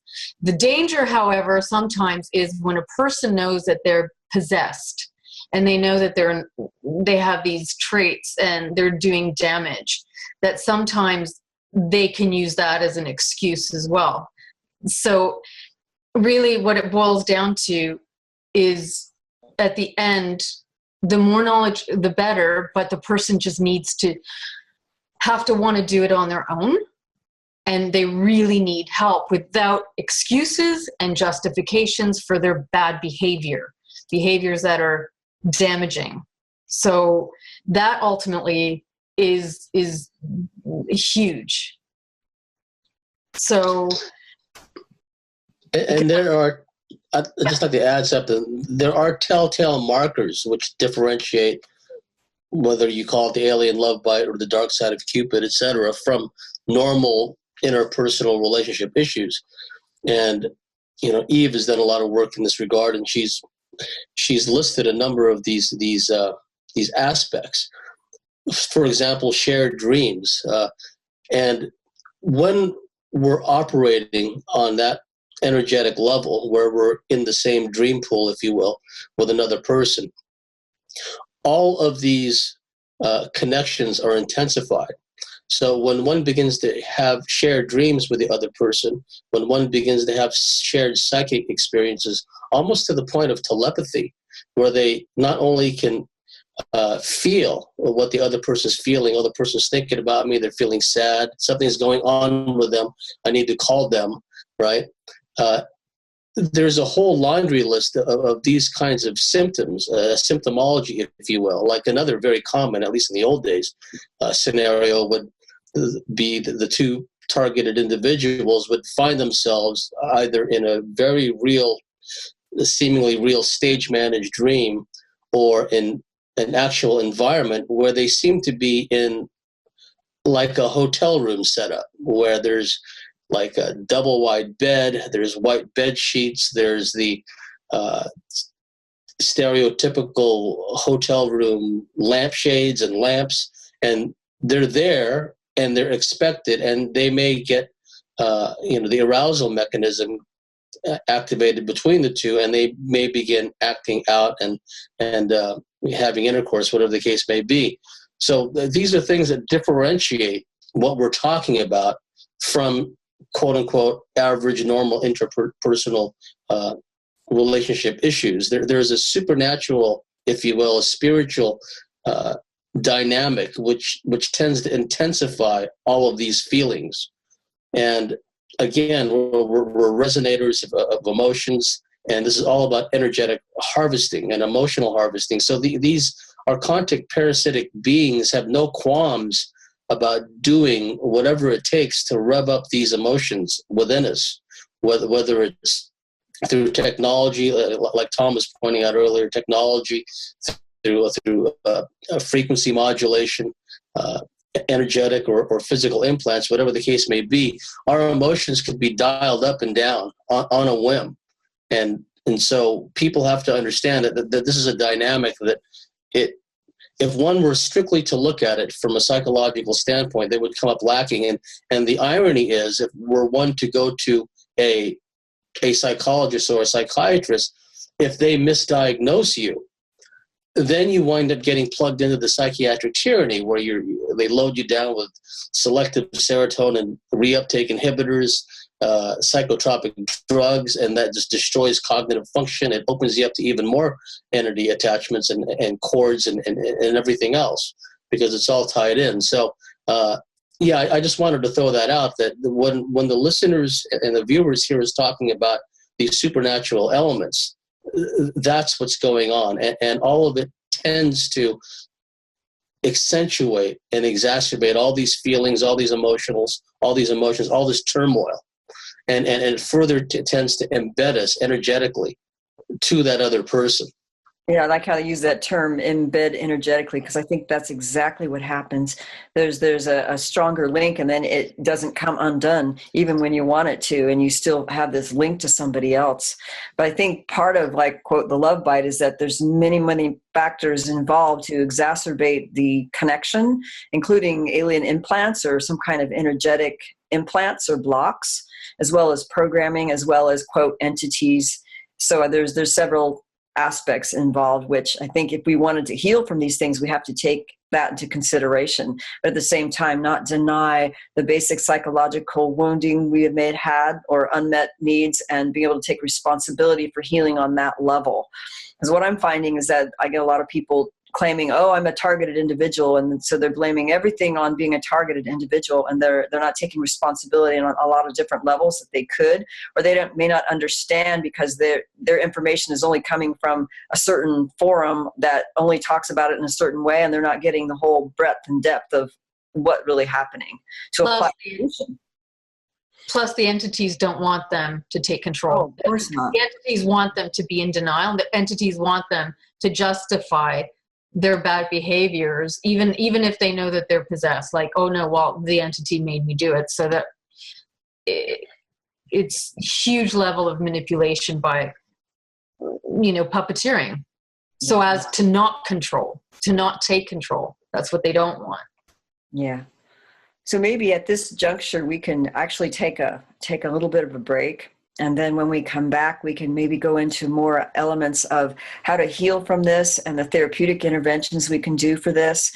And also a little bit about, what's a positive relationship versus what's a setup, so that we could actually be clear on that and not feel victims to all this, because really we're not. We don't have to be. So anyway, just wanted to point that out. And then we'll come back in about 10 minutes. Is that okay? Okay. So we're back, and we want to talk about some of the elements that really, help bind people together in a stronger bond. And one of the things that we came across, especially in MILABs, but abductees too, in the pre-bonding, they do this many times throughout our life. And then it'll be under sometimes traumatic situations or many different emotional extremes or situations. And that actually serves to strengthen the bond. But not only that, is when they astrally and energetically bind you together and melding and what we call astral sex or like soul unions, that happens. And that actually has a more profound effect on bonding than even physical sex.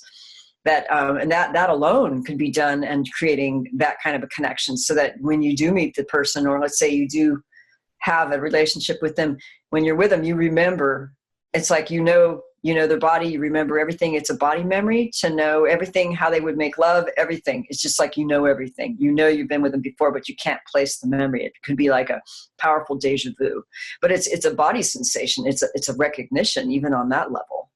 So, and undoing that. And I think the problem with undoing from the obsession is because the bond is so strong that you really just have to let go and make sure that you get your needs met. You take responsibility for the healing of what you need to do for other areas of your life.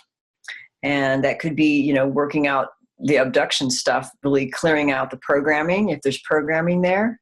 And, James was talking about this on our break and how we can disengage from that so that we can set boundaries. Actually, physical boundaries is helpful to set physical boundaries. Although nowadays we have so much of the technology and the internet and texting and Facebook that in order to disengage, you really need to disengage even from those means, because even engaging on Facebook and email is a way to keep the link. So I'd say that disengaging long enough to regain your energy, and your confusion factor will start to dissipate. So you start to recognize what spell you were under, because really when you're bonded, there's this energy vampirism thing that could take place too if the other beings responsible are feeding off of it. So that means your awareness could go by the wayside. You fall under a spell, and you may have confusion and self-doubt, and you just get so caught up in it, you lose your awareness. So you have to disengage from that person long enough to regain your composure, regain your energy and your awareness, and then start working on your stuff, basically. And I think what you're saying, Evie, correlates, because all of these setups always go back to your original setup. Yes, and your original wounding too. And your original wounding. So it all takes you back to the original setup. And those are the setups that follow you until you finally unplug from it all and attach the reality of what your core issues are to your current paradigm. Yeah. Because it's always related. It's always related to the beginning. Oh, absolutely. First setup. Yeah. And I know that's interesting, Laura, what you said about the core wounding. I can see it in my own life, be it with lovebite scenarios or other issues or even attacks publicly I've received, whatnot, that always triggered guilt and shame within me. Just diminishing myself, always this solar plexus, third chakra, which is like the self-worth, the will, So that was always triggered, and like I was even basically what was behind it, not diminishing my own trust into myself, be it even engaging with certain groups and people when I see red flags, but not really trusting because they must know better, and and all these kind of things, or not trusting my intuitive insights when doing a lovebite scenario, even while it was happening or even just before it was happening, was not truly trusting that deeper intuitive knowing, which I also want to point out is not just not just an emotion, but it's really like a deeper embodied knowing. Like there's actually clarity in these moments, but then the programming or whatever kicks in, not trusting that, the emotional override, the sexual override, all of that, and the confusion, and then sometimes what also relates to being gaslighted, that, blaming or questioning your own experience, right, and projecting it back onto you. And the altered states. I mean, I had an experience where literally they induced so much melatonin in my brain in the middle of waking. Like, I have a hard time sleeping as it is. Melatonin is not in large amounts in my brain. But when they wanted to knock me out, when I was coming to realization and really suddenly I was flooded with melatonin, and I just, would almost just passed out unconscious. So they can cause things like this in us. They can induce chemicals in our bodies, in our hormones, or our adrenals, you name it, and manipulate us. And then our alters step in, because a lot of this is it's all altered states that we're operating under without knowing it. So, and they can induce any chemical they want, including the, the desire to want to be injected by it when love equals pain. It's like you're in this and love equals pain. That's not logical. I mean, there's always some pain associated with love, but this is a love bite and it's pain, yet we stay in it. I mean, these are things that they're doing to our bodies and our minds and chemicals. So the question is now, how do we protect ourselves from that? How do we because I feel like, and you guys I'm sure you can relate, when people first get into this topic, I see a lot of people becoming very fearful, like paranoid, like, oh my God, they have control over everything, our thoughts, emotions, what's going, I feel it's really important to understand that we are way more powerful than how they make us believe we are, right? So that we have our own sovereign power to counteract that, to protect ourselves, which my experience relates to embodiment and frequency, to anchor this, not in a new age, would talk of higher frequency in the sense of like just thinking positive thoughts and always being loving and light. But it entails actually understanding the dark side and evil, like knowledge protects as well. So there's a part of it is also gaining knowledge, educating ourselves. And, for the listeners, we can, all of us have our work published in many ways and they can learn from it. So that's part of that. Education is part of the healing as well, to understand that. But knowledge is useless if it's not applied, right? Mm-hmm. So, I mean, absolutely, like what you're saying about that they're not all powerful. And I mean, a good example of this is the fact that me and Tom are still together in each other's lives. And the reason for that is because both of us had access to Eve's work prior to things happening.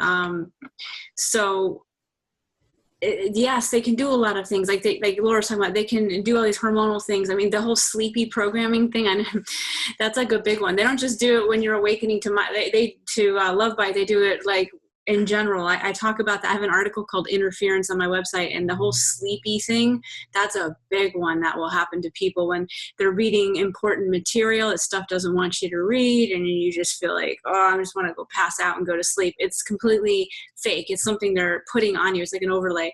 But just because they have these abilities to, manage things like a stage show, they're not all powerful. I mean, awareness and knowledge is everything. And just knowing that this stuff is happening and being strong enough with your own willpower and determination to override and question and all that sometimes is enough to get you through it. And that's what happened with us. We had the awareness that of the love bite through Eve's book, and just knowing that this could be what's happening here. That was with our own ability to push back. That's all it took.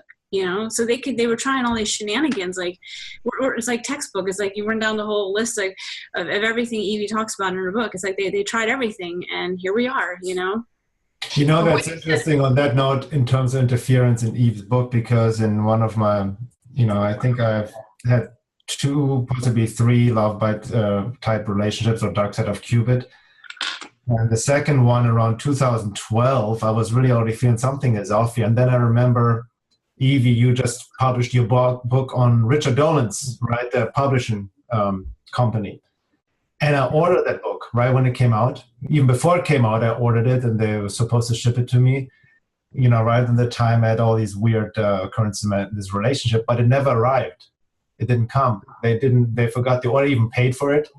It never came. So then I also totally forgot about it. Then I got kind of sucked into this group I was associated with and visited them and whatnot. So I just totally got it on the back burner. And then, like, in the last dark side lovebite relationship, like, that's when I'm like, I need to get this book. So that's when I ordered it from Amazon and finally got it and read it. And I was already aware of it because I read your Alien Lovebite book, but I was totally associating it. Oh, these are abductees. I don't really fit the profile, so I couldn't relate.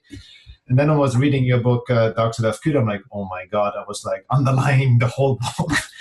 And, I checked out all the symptoms. I'm on the top of the target group and this all clicked. But, and I can also relate to interference of, and I see this in many people as well, what you just said, Carissa, about reading certain material and then you get sleepy, or distractions like phone calls, other people distract you and you cannot get into it, all of that. Yeah. And the overlay that you said is exactly what it is too, because when these things happen, and we were talking about where is our power and our sovereignty. Well, the last huge attack that I had, which was like filled me with melatonin, I knew, but this relates also back to when they paralyzed me and whatever, and I knew it was an overlay. So as soon as you know that, and it's not actually real, it only becomes real when you believe it and you give into it. Then it really continues. But when you realize the game and how they work, then you know how to just not believe it and you eject it. So then you just come back to normal. You just come back to yourself, your own sovereignty. But it really, really is so seductively powerful, because we base everything on what we feel. They know that. They rigged it in us. So because we feel something, therefore we believe it. Yeah, that's a big. Yes, it's the emotional addiction component. Go ahead, Tom. Sorry. Oh no, I was just saying that the whole lack of self-awareness and self-correction, that's one of the big underlying problems that allows these things to occur, right? Because it's not always that they are omnipotent, and able to override everything. It's just that we are so weak because we're not actually utilizing our free will and applying it. Because if you're not aware of something, I mean, take the strongest man on earth. If he's not aware of something, of a mouse, right, he's not going to be able to do anything about it, right? So it's that whole sleeping giant syndrome that we have, and once you become aware of something, at that point, there's only energy and willpower that still stand in your way. And that's one of the reasons why they do try to zap your energy. And there's many methods that they can use for doing that. Because if your sleep deprivation is one, another is having someone in your life, or just having entities around you set up in your apartment, at the etheric level. They can actually plug into your etheric body and start siphoning off energy. So that can also cause a person to get gradually weaker and sicker and more tired over time. Then that's a typical infestation type situation. So once you become aware of it, ignorance, lack of energy, and lack of willpower. Those are my book. Those are one of the only 3 things that keep people trapped. And if they can get over those 3 things, then they can buck pretty much almost anything. Yeah, the willpower is really important. In fact, that's one of the things that actually connects you with your highest power is the will. And if you just want to do it, and if you just want to heal, and if you just want to be able to be willing to know that, okay, maybe I have some blind spots, and it's kind of like a humility and a willpower that connects you with the spirit, your higher power, to actually take charge and start showing us what the truth is. And so, but the energy thing is definitely important. I think that's why we need to disengage and set boundaries from, let's say, the love bite person or somebody who's trying to distract you. So you could have at least some peace and some solitude, enough to rebuild your energy and awareness so that you could start really connecting more with that spiritual component. And that's really important. It's the willpower and the ability to be humble. And what I find is that a lot of people they're not doing their work because they're not getting humble enough to be willing to say, hey, maybe I have some blind spots, but they're wanting to blame, or they're just not dealing with their stuff because they're so run by, programming or fear or whatever it is. So really willpower is so important, and that's all you really need.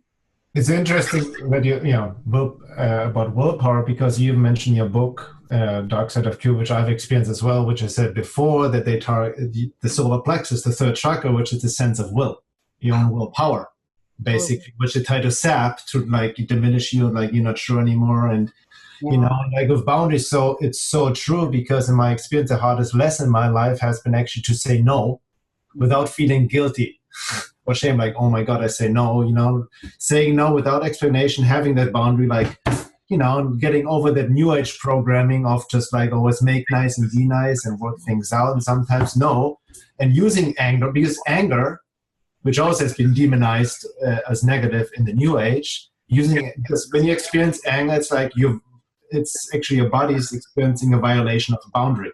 Yeah, exactly. That as an energy to set your boundary, to kind of back the fuck off. This is exactly. Actually, that's something that happened to me when I finally decided to heal from all this. Is that in my dreams I was able to wake up in the dream. That's something that I was reading on Evie's blog.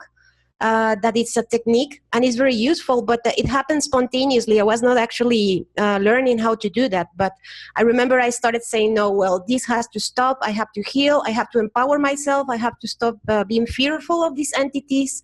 And when I was going to bed in the night, I was very scared of the dreams, and I had nightmares and all that. And finally, I was able to wake in the dream. And I was even able to confront them, because they were always staging these kind of scenarios where, for example, I hate to see, for example, children suffer, and they would put scenes of dead children and things like that to really scare me off, or try to recreate fights with people from my family. And then one night, I remember that I was like, stop. You have to think that this is a dream. They're staging you. They're here. They're staging the dream. And then I started confronting all the people who was in the dream. And I said, where is the handler? Where is the person handling this dream? Until I finally found the person, they kind of changed. And I saw that they looked like a gray alien. And I said, well, now you have to stop. I'm not going to fall for this anymore. And you cannot meddle in my dreams anymore. And they were like, oh, okay. And basically after that, my nightmares stopped. That's awesome. Wow. Yeah. That's great. It's funny you had that experience, because I remember I was doing lucid dreaming practice for a while, and then would, do experiments on, asking the dream characters which ones were actually projections of me. And I was able to tell which ones were projections of me, but then there was always a watcher somewhere. And then I knew the watcher that was like the trickster was actually another being. It was like the stage manager, So, and facing the fears is good too, if you can do it in a lucid dream, but it's hard to get lucid, but that's one way to do it.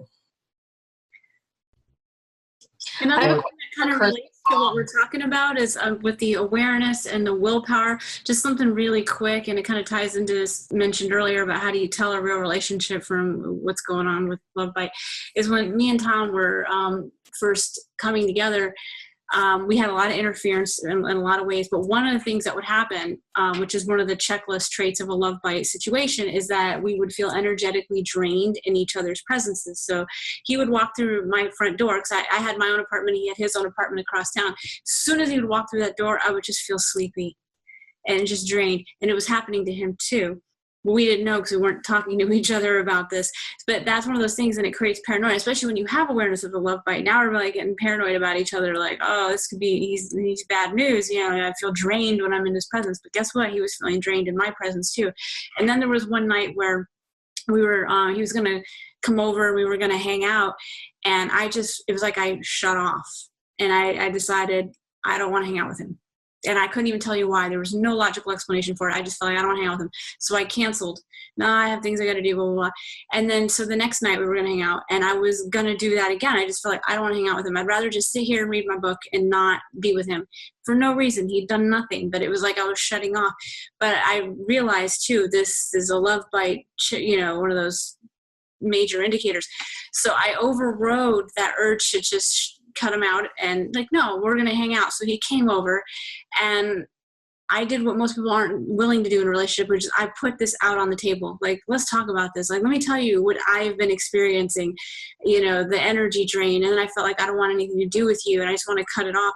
And then he revealed that it's all been going on with him too. Like he got an urge to get back in his car and just drive back to Iowa and leave. But he was overriding it and not just acting on it. So we both were going through this. And as soon as we started talking about it and putting it out and then putting the light on it, it evaporated. So my feeling like I didn't want to be around him, it was gone. Like I was back to normal again, which is how I can tell that we do have a true connection. It's in our situation, I think we're two people who were supposed to be together, and there's indicators of that I haven't gotten into. Like on a higher level, there was indicators that we're here with like a plan, things we're supposed to do together, and the negative forces kind of tried to sabotage that, and then became, meddling in the relationship, creating artificial love bite interference, just trying to distract and break us up. But as soon as we put it on the table and became aware, it would go away, and revealing the true nature of the relationship, which is that, there is a true connection there. Yeah, it happened to me too as well. Actually, I would like to share that because it happened with my current partner and I. Before that, I had the love bite experience with the black magician. And I had those dreams where they told me that he was my twin flame and I had to be with him and we were going to do a mission and, well, the works. And basically, it never happened. My intuition told me to get out from that. And it was very ups and downs and all that. And then I found my partner, and it has been the contrary. I started having dreams where they were telling me he's going to do this to you, he's going to hurt you. And then in the dreams I would see him, but he was acting like a psychopath. He was hurting other women and beating children. It was so extreme that I said, well, maybe people get confused because they say, I have the dream where he's acting like that. Maybe it's a warning. Maybe they are telling me to get out from the relationship. And just like Carissa, I always felt like, maybe I should not continue with this relationship. I should break it up. But I had no reason because he was not acting mean to me. He was not attacking me or anything. So I think there's some kind of reverse love bite here also. They're trying to disrupt true love. And also what I see with friends and ladies in the twin flame group is that they try to stage the love bite first before the true, let's say, soulmate or the true connection comes in. So what happens is that I have friends who said, well, I'm so much in love with this person and that person is completely narcissistic and it's not a good person with them and all that. And then they part ways and she finally finds a good person who treats her nicely, who really wants to help her, and he's spiritual as well. And she says, no, because my twin flame.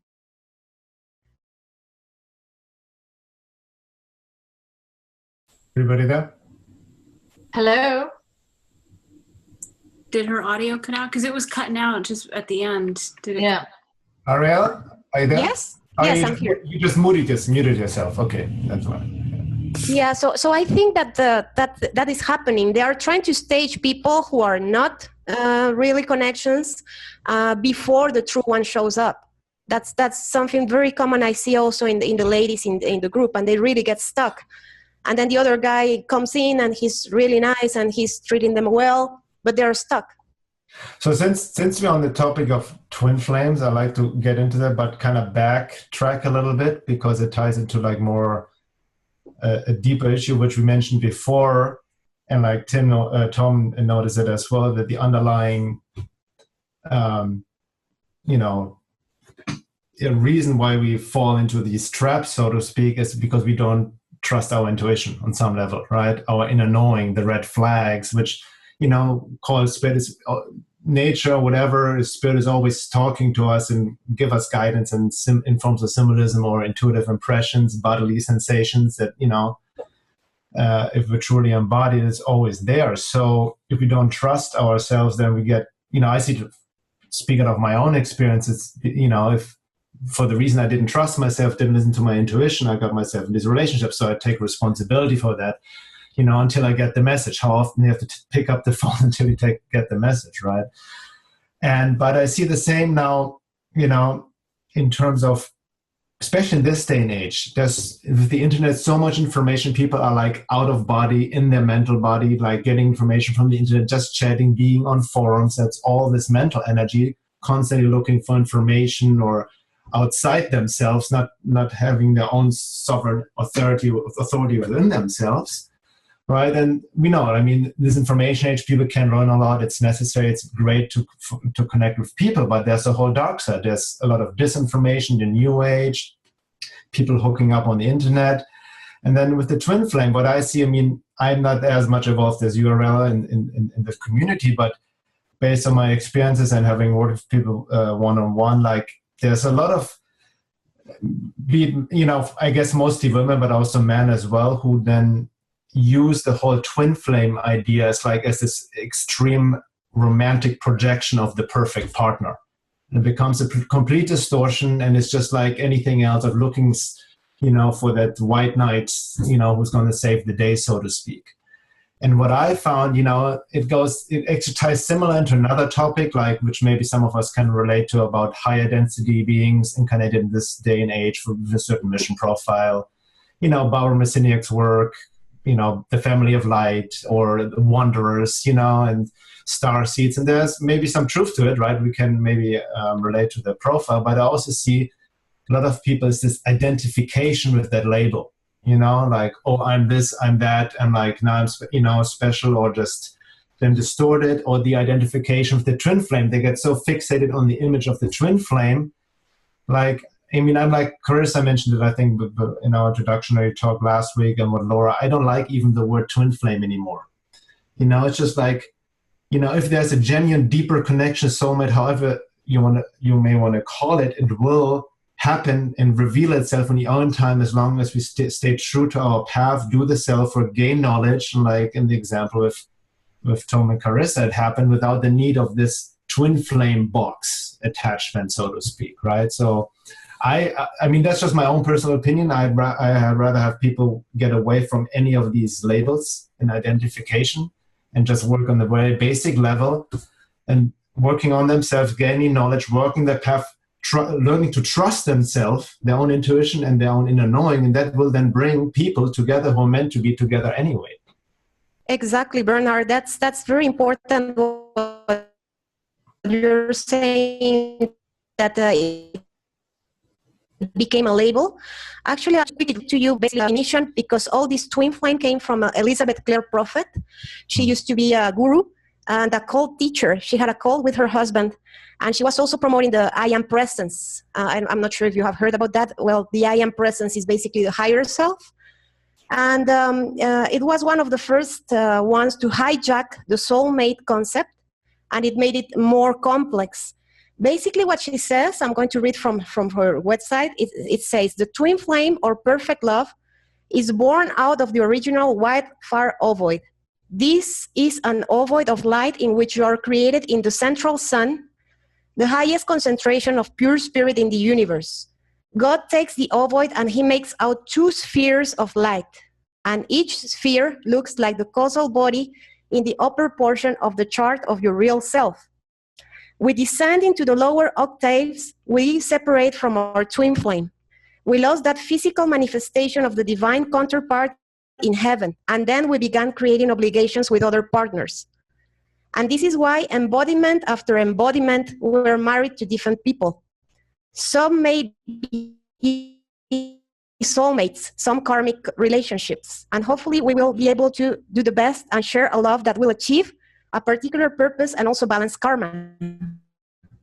And the goal is to balance that karma, become purified on the path of the Holy Spirit, attain reunion with God and the twin flame, and climb back up the ladder of life to the source, when you see that Elizabeth is clearly making the distinction between twin flames and soulmates, living soulmates as something that is in between partners and until you find the twin flame, and that the twin flame is the highest award you can ever expect.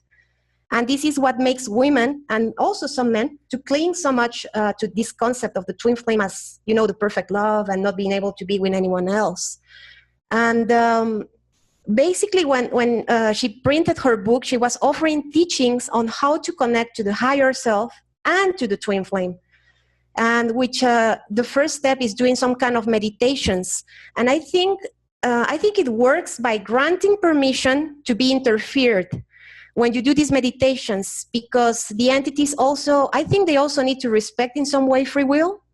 And if a person does a meditation, maybe that means that they want to get in touch with these entities. So of course it's a deception and they pose as the higher self or they pose as a twin flame. But basically, there has to be some kind of new age activity that triggers your consentment to be interfered. That maybe ties in what maybe, Tom, you can talk about it. You, Carissa, mentioned that before about false reality creation. Oh. People try to manifest. I mean, I see this a lot happening. People trying to manifest the perfect partner. Yeah, definitely. It's a big issue because we all know that our minds are pretty powerful. You know, I've had experiences in my own life where I had to watch my beliefs and had to watch my emotions because they would actually attract in corresponding experiences in really improbable synchronistic ways. Now, you know, if you're trying to manifest something pretty innocuous like a parking spot, you know, that's not a big deal. But once you start trying to apply that towards an actual partner that you're going to be with for years, you know, if not the rest of your life, that's a really big deal. And I think the problem that happens is if you want something at a time when it's not going to be good for you, like it's not in your best interest. So like what if part of your pre-incarnational plan, if there is one, is that for the next 5 years you're going to be focusing on these different projects and self-growth things, right? But you get kind of selfish and kind of lonely and you want one right now. You want to have a boyfriend or girlfriend right now and you want it to be like this or like that. And you pull it in so hard that you actually deviate off your optimal path. Okay. And now the thing is, like, you know, different people have this ability to different degrees depending on how much energy they have or other variables that I'm not even aware of. But I think it's possible to pull in something that is so not allowed or that is not so part of the main timeline, I guess you could say. It's almost like you're pulling in this distant strand of the timeline and weaving it into the main timeline. And this thing that you're pulling in isn't even 100% real reality because it's not even something that was originally supposed to be. So it's almost this cut and paste kind of thing that doesn't quite merge, doesn't quite match with what's supposed to be. So it's a somewhat irreality that you're manifesting. Now the question is, what is the energy that's inhabiting this irreal thing that you pulled in? You know, if you're going to manifest someone, where did their soul come from? What was their soul doing before you manifested it to that degree? And then the question is, what if there isn't much of one, or what if there is only a little bit? Now, in the actual examples that I've looked at, people have written me, you know, some examples that we've seen, and it doesn't have to be like partners. It can be certain friends or just people that you pull in. In the worst cases, what happens is that person is almost like a placeholder, is like an empty vessel in a way. And not only are they animated by your energies because you're the one who pulled them in, but there's also an empty spot in there where something else seems to fill it. It's almost like they're a finger puppet, and you got your finger there, and something else has got its finger in there, and so they mirror you in extremely strange ways. It's almost like they're a product. It's almost like you're having a dream, and they're a dream character, and some aspects of them mirror your own subconscious because that's part of the energy that you projected out into this quantum reality that caused them to manifest in the first place. But there's always something strange about them in that they're not just you, there's something else too. And these characters, I don't even have a name for them because this whole phenomenon isn't really being discussed too much, but whatever they are, they tend to be very prominent vessels for dark forces to work through to get at you. And part of the reason for that is because, as Arella said, there's a permission aspect. You know, you signed your name on the ledger of reality saying you wanted this to happen. And even if your higher self and even if your intuition said, oh, that's not a good idea, you did it anyway. And so it's almost like giving away your free will. And so now these other entities that are kind of like lurking around the edges of the whole metaphysical protection bubble, these entities are looking around and say, okay, well, he signed his name there. He created this empty, this vessel, basically rolling out the red carpet for them to kind of come marching through. And so, the whole permission thing, that's another reason why these characters, I guess, why they can do what they do. So yeah, the whole reality creation thing, it can have positive effects. Like in the case of Carissa and I, this is you want to mention that, or maybe? What? Well, the idea how we kind of manifest. Oh yeah, see, because apparently in late 2001, I had a moment where I was just kind of laying around and I was thinking, oh yeah, I'd like to have a boyfriend. It was kind of the same thing I did before, but this time not so, and there's no candle involved. I wasn't like, it was just thinking this, like, oh yeah, I'd like to have a boyfriend. It was like an earnest, kind of innocent kind of thought. Yeah, it was like true reality creation, the way actual true reality creation operates, where I had a thought about what I'd like. I was very specific, kind of had my criteria I was kind of looking for. There was a little bit of an emotional intent to give it some, like, to nudge it, but without that obsessive, intense thing where you're trying to pound a square peg into a round hole. And then I just put it out of my head. I didn't think about it after that. So it was true reality creation as it usually works for me. I can't speak for everybody else, but anytime I've manifested things in life that have been positive, that's the way it was done. It's almost like a recipe for how you do it. So I did that. It was late 2001. It was September 2001. And it turns out the same week that I did that and had this whole thought, Tom did too. And it may have even been on the same day. That's what's really weird about it. It was like literally the same week. And you had your thought, right? Yeah. Basically, I was just thinking about it in a pretty innocent way. I wasn't trying to do anything ritualistic or trying to make it happen out of desperation or anything. I just had this kind of, this stray thought thinking about, it'd be nice to be someone that was in my peer group who I was perfectly compatible with. That was the exact thing that I intended for. And looking back on it now. Oh, and within a week, that's when we crossed paths. Yeah. So it took like a week. And then that's when we crossed paths. So. Yeah. Now in this case, I think it was a case of two individuals who, in my case, we might have probably had some sort of a past life connection. Which I've had indications of. So yeah. So in between life stuff, where we might have had planned to possibly cross paths in this life. But the thing is, I think once you're incarnated here into this realm bubble, sometimes it might help to nudge probability from within it, Or let's say that there's some interference happening, trying to keep two souls apart. And in our case, we did just enough of the reality creation to kind of make the penny drop to make sure that it did happen here, that our paths did cross. So it's interesting because in this case, it worked out for the positive. Whereas in other cases, if your intentions are impure, if you're really obsessive about it, if you can resort to almost black magic level things, and you go against your destiny and your intuition and all that, then that's when things go horribly wrong. Now in our case, there was no intuitive warning. It was more like an expression of our very hearts, like that is what we're supposed to be doing. And I was asking for what was already basically predestined in a way. That always just came to me. It seemed to be like in the perfect moment, time in your lives, both at the same level of like just whatever you've gone through, and then you maybe almost like what you try to manifest. It was also maybe just a mirror of like, oh, this has just happened naturally. You're tapping into that, path of the higher self, what it hasn't had in store for you. That's why maybe the synchronistic.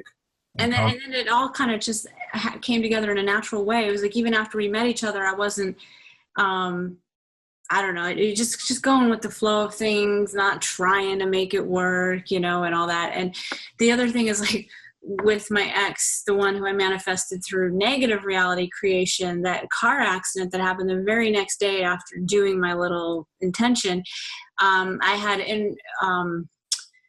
what do you call it? An intervention, almost like some kind of a higher voice thing. Like when I was about to get in my car, it urged me to go back inside. I was leaving work. Okay, why don't you just go back inside and, talk to Edwin, who is my boss. Just hang out with him for like 5 minutes. He's like my buddy. So like, go back inside and why don't you just go, just for 5 minutes, just go talk to Edwin.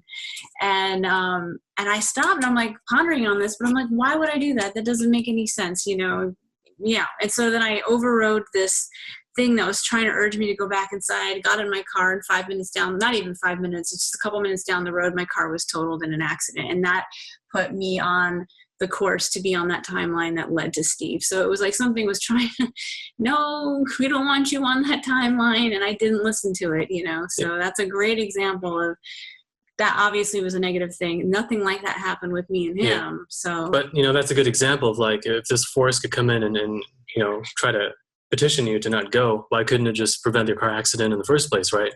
mm-hmm. You know, well, why didn't it manipulate someone else to not be in the pathway to create the accident?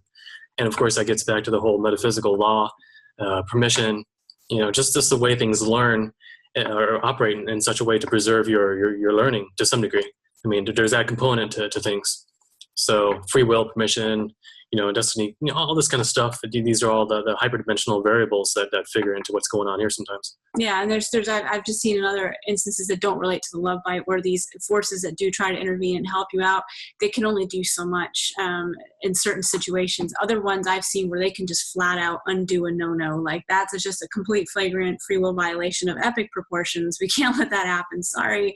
And they really can just, and I have an instance I've written about on my website, but in other cases it seems all they can do is just try to like convince you, you know, and that's all they can do. And I guess it has to do with free will and laws or how things operate or what they can and cannot get away with. So. Yeah, because in one case, like a major car accident that's not supposed to happen, but some negative force is trying to make it happen. It's not like I'm talking about like a major one, mm-hmm. like that could actually kill you and completely derail your. And that's where one of them I saw it was just completely undone. I mean, it was just reality. Like the laws of physics were literally bent to move the car over out of the way. Oh yeah, well, actually it's happened twice then. There's been 2 times now, where so, but that's a whole other thing. But just to explain that they have certain things that they're allowed to do, and obviously there's limitations, and in this case they were allowed to try to keep me off that timeline, but you know, in the end I had my own free will, and I just was like a freight train on a determined set of tracks, and nothing was going to stop me. So but yeah, we didn't have any of that interference in us coming together. But then after we got together and he actually, you know, I moved to Florida and he came to be with me, that's when all the love bite, like most of it just kicked in full force. You mean the anti-love bite or the? Well, yeah, I mean, whatever that was, I was trying to drive us apart, like all the things that they were doing, which is all the textbook stuff that Evie has written about. Your story, kind of, reminds me of like the difference between a love bite obsession and a true soulmate, whatever, like true soul connection. It seems when you're truly connected with somebody, it's not this obsessive emotional love, kind of like, well, Hollywood times 10, romantic projection, but it's more like a sobering, you know what I mean? I'm sure there are emotions, but like you said, it was just like, I'm going to check this guy out, I'm going to hang out, we're going to hang out, and it's fine and good, but it's not like this obsessive compulsory component behind it. Yeah, I'm trying to think back, like it's been a long time. It's been the 14 years. But yeah, I guess some of the weird stuff was kicking in before we actually, before we met up in Florida. And there was almost like I guess an obsessive component in some ways, but. Yeah, but overall there wasn't something that diminished my lucidity a lot. And we truly had a bond. I mean, we would have these hours-long phone conversations where we're talking about all the woo-woo subjects and just brainstorming things and bouncing ideas off each other, like a true connection. And, like we're really actually connected on a soul level and intellectually, and like a true friendship that, was able to... Yeah, that you're saying is true. It's more like a friendship. I mean, it's of course, it's romantic and all that, but it's more like a friendship. And I see that also with people who are staged, that sometimes the person they are staged with are completely in another, let's say, awakening level. They are not really very awakened, or they are in completely different beliefs. Like you said that your ex was atheist.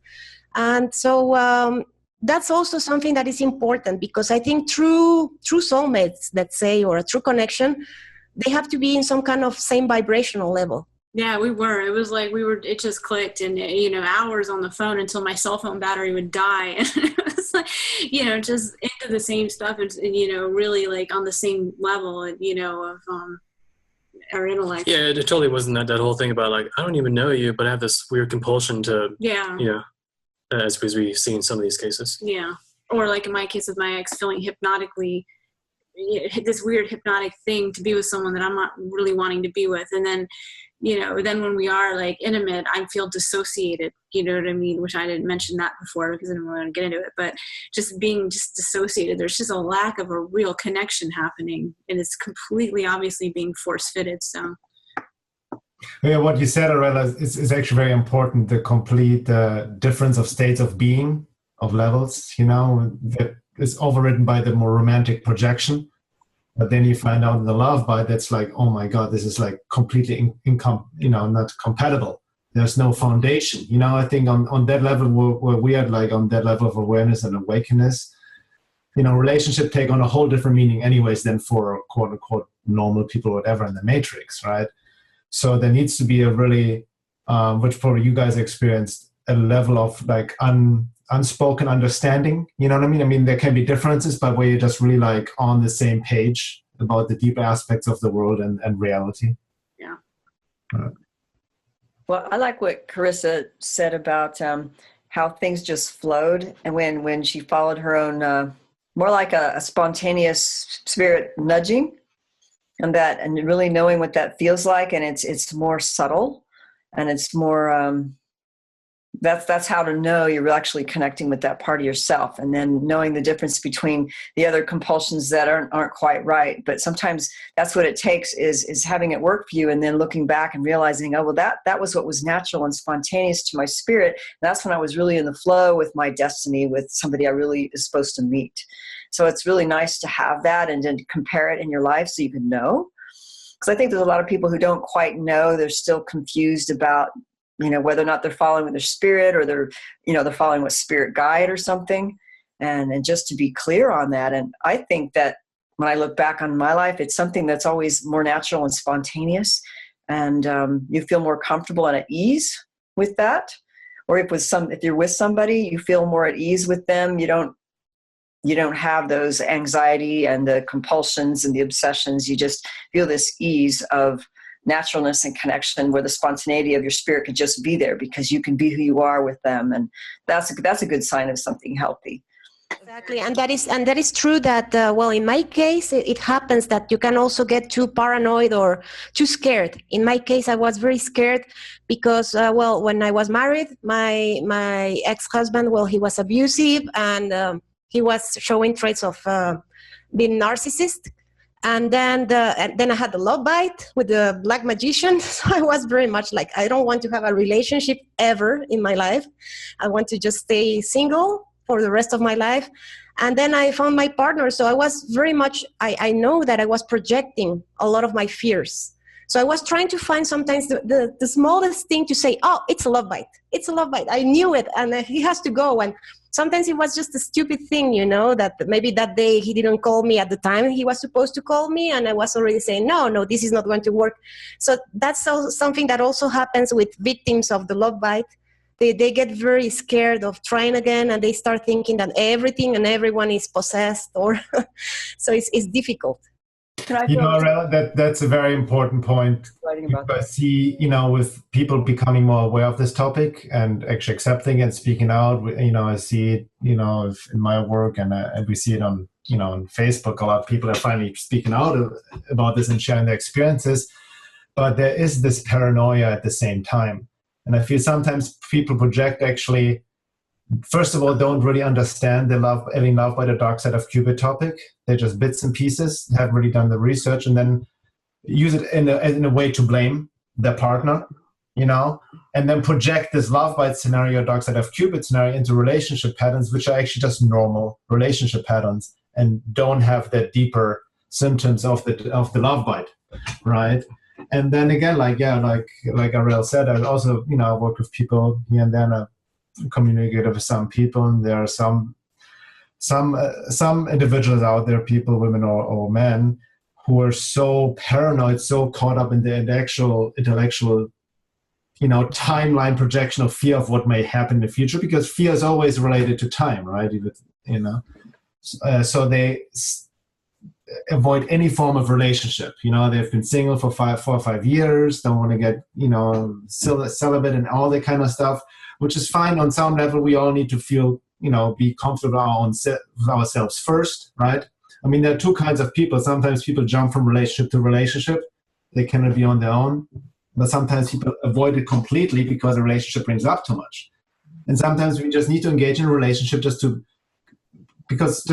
deal with our basic stuff, which only comes up in relation to others. And not every relationship is right away a love bite. So while on the positive side with the increasing awareness of this topic, I see also the paranoia misapplication of this topic at the same time. Yeah, I agree. That happens.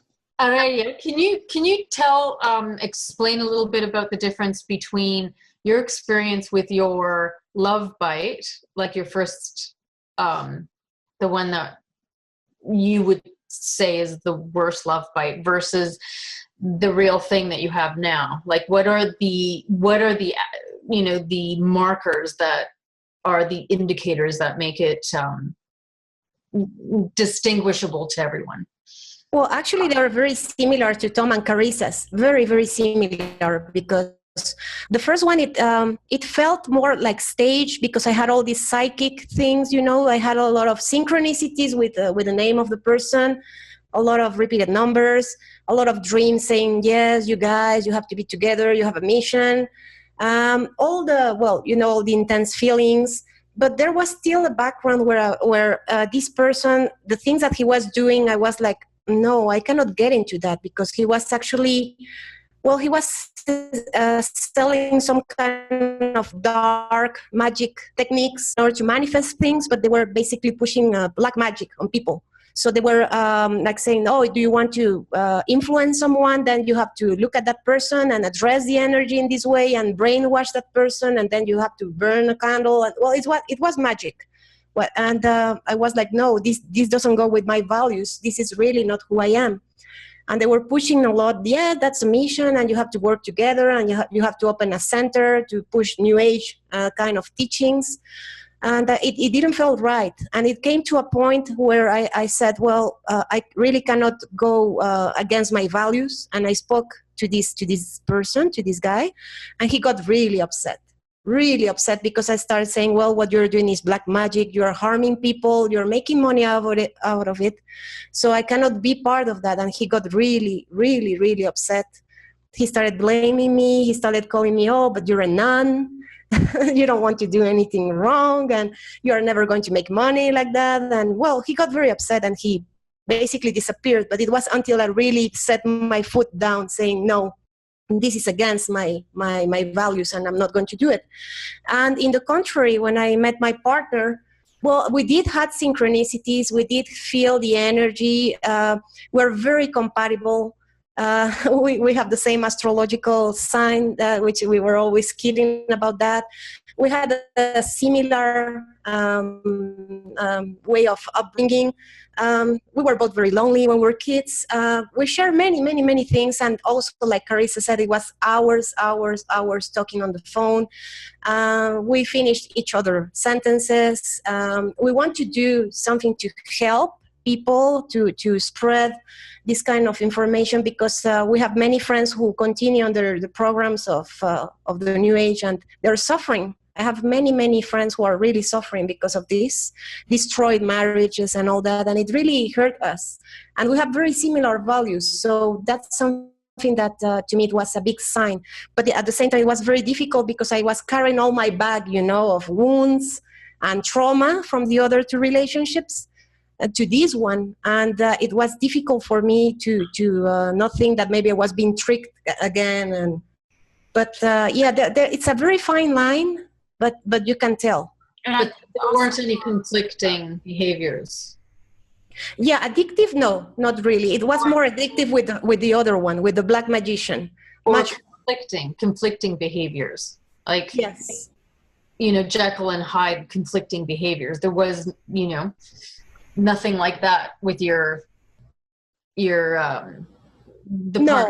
Yeah. No, there were the normal relationship things and things that we had to work. And also, he was very much interfered by entities.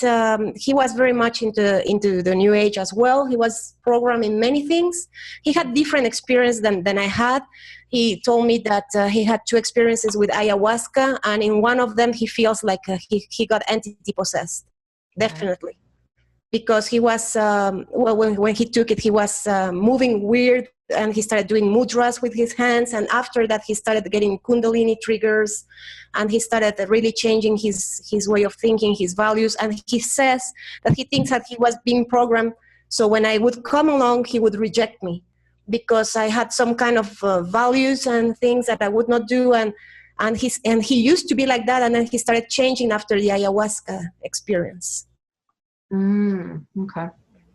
Also, I was going to add that I was thinking, and I never really thought about it until right now, but the idea that psychic connection with somebody, the synchronicity, I think on some level it doesn't always indicate a love bite. Like we did actually have we had some woo going on, and it's a matter of untangling what was the artificial overlay and manipulation and interference and what was a natural connection, because I really do believe that if you're infused with a higher spirit, you're sold, for lack of a better way of putting it, you should be able to psychically connect with the person. And the thing about my ex that I wrote about on one of my things was on my website was that he would always be able to read my mind. I could never pick up on him at any point. And the thing about me that defined me is I do have psychic inclinations, and I could never pick up on him ever at any point, but he would definitely read my mind. And, but when you try to like point it out to him that he's reading my mind, he kind of freeze up because he's such a hardcore atheist. And, that's like a slippery slope. You can't acknowledge anything that's woo-woo with an atheist, because it's a slippery slope to having to acknowledge things that maybe prove that their atheism is wrong. But we did have psychic stuff and some woo-woo, but I actually think it's good. I mean, I don't know, maybe I'm wrong in that, but I feel like we would be psychically in tune with each other. And it's like, the whole finishing each other's sentences thing. We couldn't even tell who thought the thought first. It was almost like our brain is like linked up, and that would just happen to such an extent, as like we're just such in the same frequency.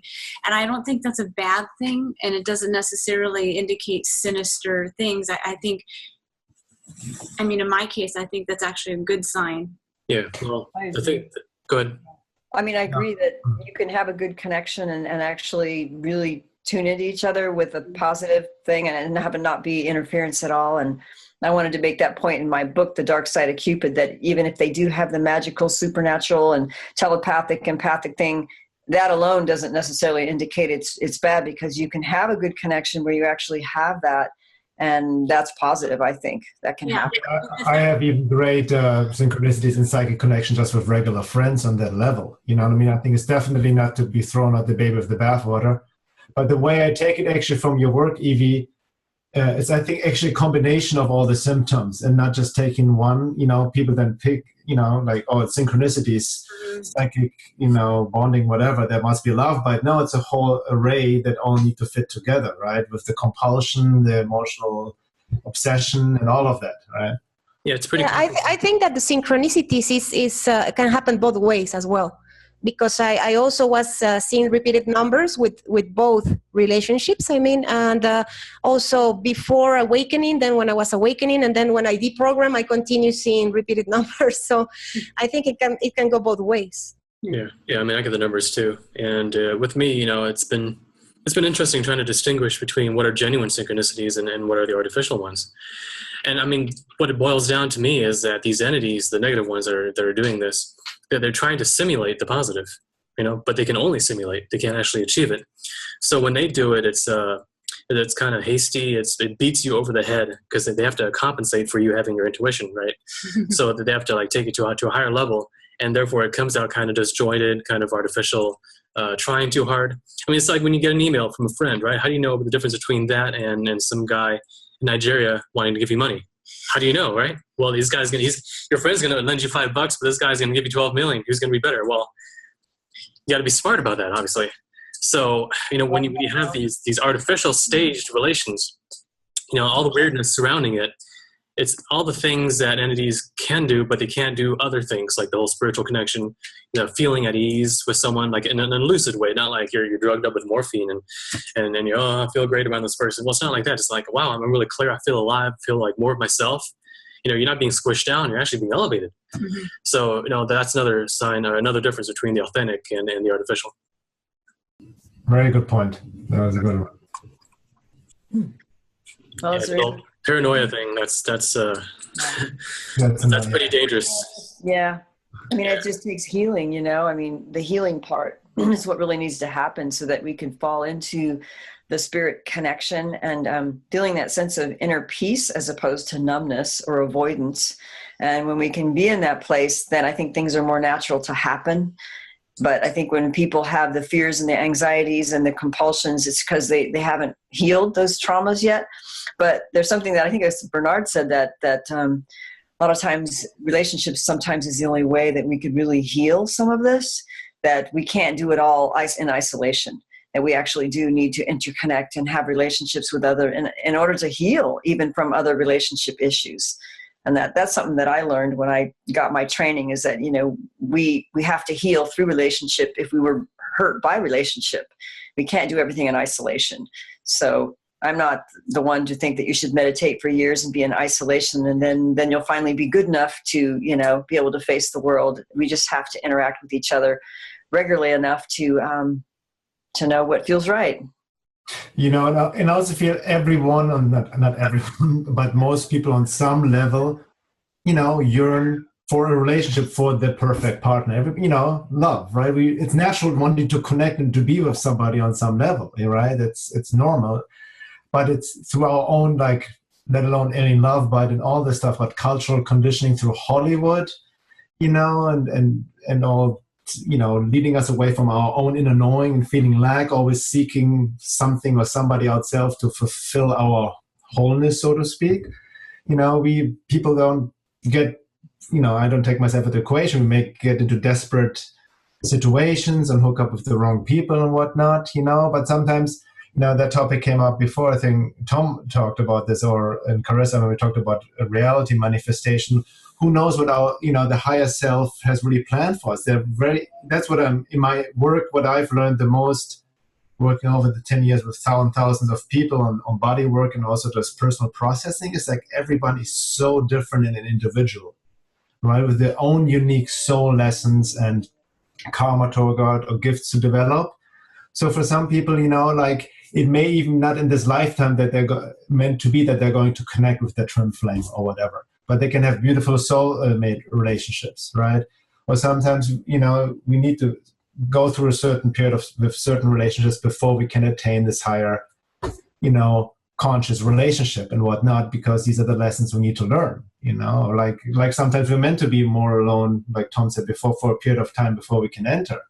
But because we have lost our inner connection, our own connection to our wholeness, basically, which is our connection to spirit, our own sovereign self, then we, always look outside for guidance and then, get and project outwardly and just get information, especially in this day and age, get all this mental information. And that's what I notice nowadays with the internet. Everybody's the head is disconnected from the body, like on the basic level. And maybe I'm biased because I'm a body worker, but people are not really embodied anymore, grounded. It's almost the soul is not fully anchored in the body. And if the soul is not fully anchored, it's like, it creates holes in the aura, like where other entities can attach themselves through others, through their frequency. And, as long as we work on embodiment and withholding our frequency, then we are not subjected to these attacks that are not even attracted to people who may carry these entities, right? Because we are whole within ourselves. Yeah, exactly. There is a case I would like to share with you because it's really relevant to what we are talking right now. It's this lady who I met also in the Twin Flame group, and she told me that she had a very good relationship with a guy, and they were actually, she felt like they were twin flame soulmates, whatever you want to call. They were very good to each other. But the guy got very much swept into the channelings, and he said that he was the incarnation of Ashtar. And, he was very much into that. And then that entity started saying to him that he had to leave this woman and that he had to get with another woman. And the guy was very much in love with the first woman, but he said, well, you know what, I'm going to have to leave you because I'm embodying the energy of Ashtar. We have a mission in this place, in this planet, and I'm supposed to be with my true twin flame. And the lady said, well, I thought that we were twin flames. And he said, no, because my higher self, this entity is saying to me that it's someone else. And he already told me who that person is. And I'm leaving you. And he left her. And now he's with the other lady, and they're doing channeling work for these entities together. Wow. Well, I've heard that they give them positive perks if they help them in their agenda. Like I've heard that in some alien love bites where if they helped promote the alien agenda of a lot of the false positivist, new agey stuff, then they would actually set them up in a relationship where they got the positive perks out of it. But once they challenged the authority of these beings that would giving them messages, then all hell would break loose, basically, and the relationship would be destroyed or weird things would happen. So sometimes it works out if you help promote the agenda, you know. So how to deprogram, how to escape, how to deprogram, and then embark on healing. Watching those ego hooks of being a special messenger, right? Or an incarnation of who God knows. Yeah. I think something we mentioned, I think Laura, you actually mentioned our last Alien Love Bite webinar, which was also where you worked for me. I think we have addressed it briefly. It's about just starving them, you know, not acting on these compulsions. You know what I mean? That's really like not giving food to that. Yeah. Which is sometimes harder, easier said than done, but that's on the basic level what people can do, right? Not giving into that. Slowly disengaging. Yeah. So once you start realizing, you start slowly disengaging, and this way it doesn't send off alarm bells to the entities, and then because that would create another entirely different type of hoovering. So if you just slowly withdraw until the point where you create enough safe distance to unplug. Mm-hmm. Mm-hmm. Action. Very good. Because if you do it too fast, it activates the entity to pull you back in or to create another drama that you can't always disengage from because you're still in their game. And so it's really learning how to be like the perfect operative on disengaging without really getting them too triggered, and also understanding what agreements of entrapment are in operation through this relationship or through this connection. And sometimes you only know in hindsight, like, okay, now I realize why this happens, because this was the agreement of entrapment that got this thing started. Okay, now I realize it, so I'm going to slowly disengage, but you have to do it in a way where it doesn't get the entity all triggered, because it'll get triggered and they'll create a fight with you or a drama or a huge situation that'll pull you in and make you look bad. And it's amazing watching these things now. So it's really learning how to set those boundaries in a way where you don't mind, you know, just disengaging and then re-engaging with people who are more in alignment with the more clean, spontaneous spirit energy as opposed to the counterfeit. And you really have to know the difference because you know what it is inside yourself, you know. And also the engaging, when it's the counterfeit, it's always surrounded by drama. Conflict and creating anything to get you back in. So yeah. No, I think that's some good points that we could probably close with, unless there's anything else we want to bring up for the last like 5 minutes or 10 minutes. Is there anything else? One thing that came to me, I think we addressed it before, but careful of falling into victim consciousness. You know, which I think can actually just recreate the traps of agreement of putting yourself, oh, I'm just a victim, you know, and then, you know, like gets self-diminishment, basically, you know. Yeah. Well, I mean, the victim consciousness is huge, and I would think some people call it learned helplessness programming, which was really described in the early days of the recovery movement when there was alcoholics and co-alcoholics and the codependency, and how, let's say, the co-alcoholic or the one who was, let's say, living with an abuser, actually the reason why they were always a victim is because of learned helplessness. They grew up learning how to not fight back. They just never could. So it's like, it's a conditioning that takes place sometimes over time. And you see that more in like adult children of alcoholics, or women who married an abuser and was married for many years, and they developed like learned helplessness. And so that actually just recreates the situation over and over. So it's really having to learn how to say no and set boundaries and do things differently, and not do the yes, but it's always their fault, blaming. Yeah, that gets really tiring, let me tell you. So it's sometimes you have to hear some negative things about yourself in order to change course and get out of that victim programming. Which is learned codependency. Even if we've been in bad relationships, like, we're on. Okay. Yeah. Even if we've been in bad relationships, there's always some part that we played in it, you know, and you got to take responsibility for whether it was your own naivete and, you know, youthful stupidness, whatever, and just learn from it. Just get whatever positive you can get out of it. Try to turn it into something positive and just move on to greener pastures, you know, instead of, you know, blaming everybody else and you're just the victim. It's always being targeted. And, you know, it's not just the love bite. You see that with the gang stalking people, which we've all talked about.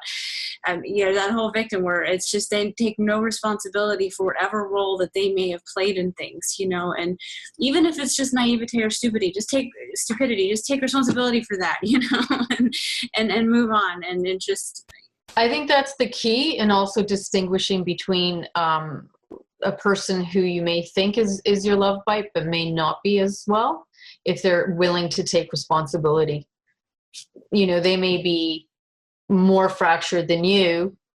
Either way, both partners are all suffering core wounds that stem, you know, into abandonment issues, all of it, like everything that we all feel. One will always feel it more, but I think the difference, the distinguishing factor will always come down to if the person really, really genuinely wants to help themselves and not be a victim of whatever they're going through, whether they're like possessed or not, whatever is happening.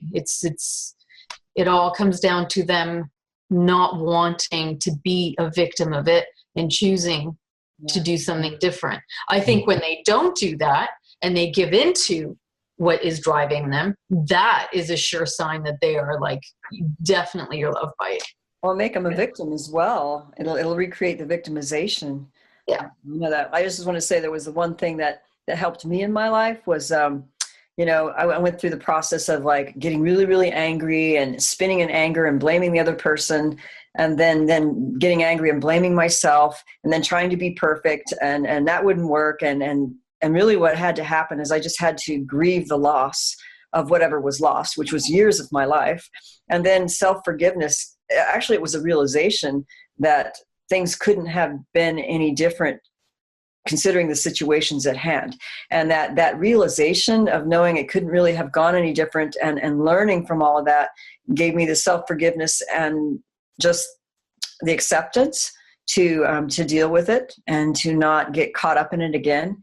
But it had to happen in a real way, where there was a deep realization that it really couldn't have been done any different. And I'm not saying it to justify the victimization, but it was a certain element of self-forgiveness had to take place after the grieving. So I think the grieving process is really important. And that's actually one thing that a lot of people don't want to do in the healing process. They avoid it like the plague. But really what we're dealing with is even if there's grief, it's a loss of an illusion, but it's still grief. And it's still very real. Very important. I can relate to that, the grieving process and self-forgiveness, because I tend to be hard on myself, beat myself up. And even when Carissa was sharing about her first relationship, how she kind of felt like, you know, how you were beating yourself up, or kind of looking back like, how could I get myself into that? I have the same thing. But I need to look back, like you just said, and be like, okay, this is just what needed to happen in that moment. My own naivety, blind spots, it's just that's where I was at. Now, obviously, it makes more sense. And I'm like, looking back, why didn't anybody slap me in my face when it happened? You know, wake up. So, but that's how I, you know, again, like I truly believe in the idea that, you know, there's a lessons in a sense, you know, and to help us if we can, you know, even Tom, you wrote about it on I think, your article, The Art of Hyperdimensional War, to utilize these entities as teachers in a sense, because they do target our blind spots and weaknesses, right? Yeah.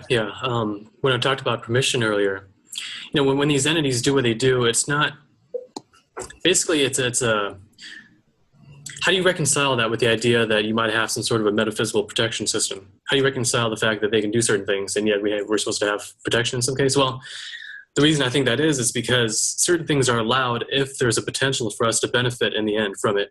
A type of benefit that wouldn't have been possible if we didn't go through that risky situation. So, a lot of times when these negative situations end up having a positive purpose in the end, it's not because all along it was just positive entities creating this mess just to get you to be more involved. No, I mean, it really was a dangerous situation. It's just that on the other side, part of it could have been allowed just because there was a potential for you, if you do your part in being aware and kind of making it through in one piece, that you can benefit from it. So benefit in a major way where it just completely backfires on them. Yeah, I mean, they enter into a gamble, which is if they succeed, then you become weaker, but if they lose, then you become way stronger. So, and they risk helping you in the end if they don't succeed in their plans. That's sort of the deal there. And what that implies is that whatever negative situation you're going through, there might be a hidden doorway to a bonus level, I guess you could say. There's a silver lining there if you play it smart and don't give in to the manipulations. Nice. Really well said.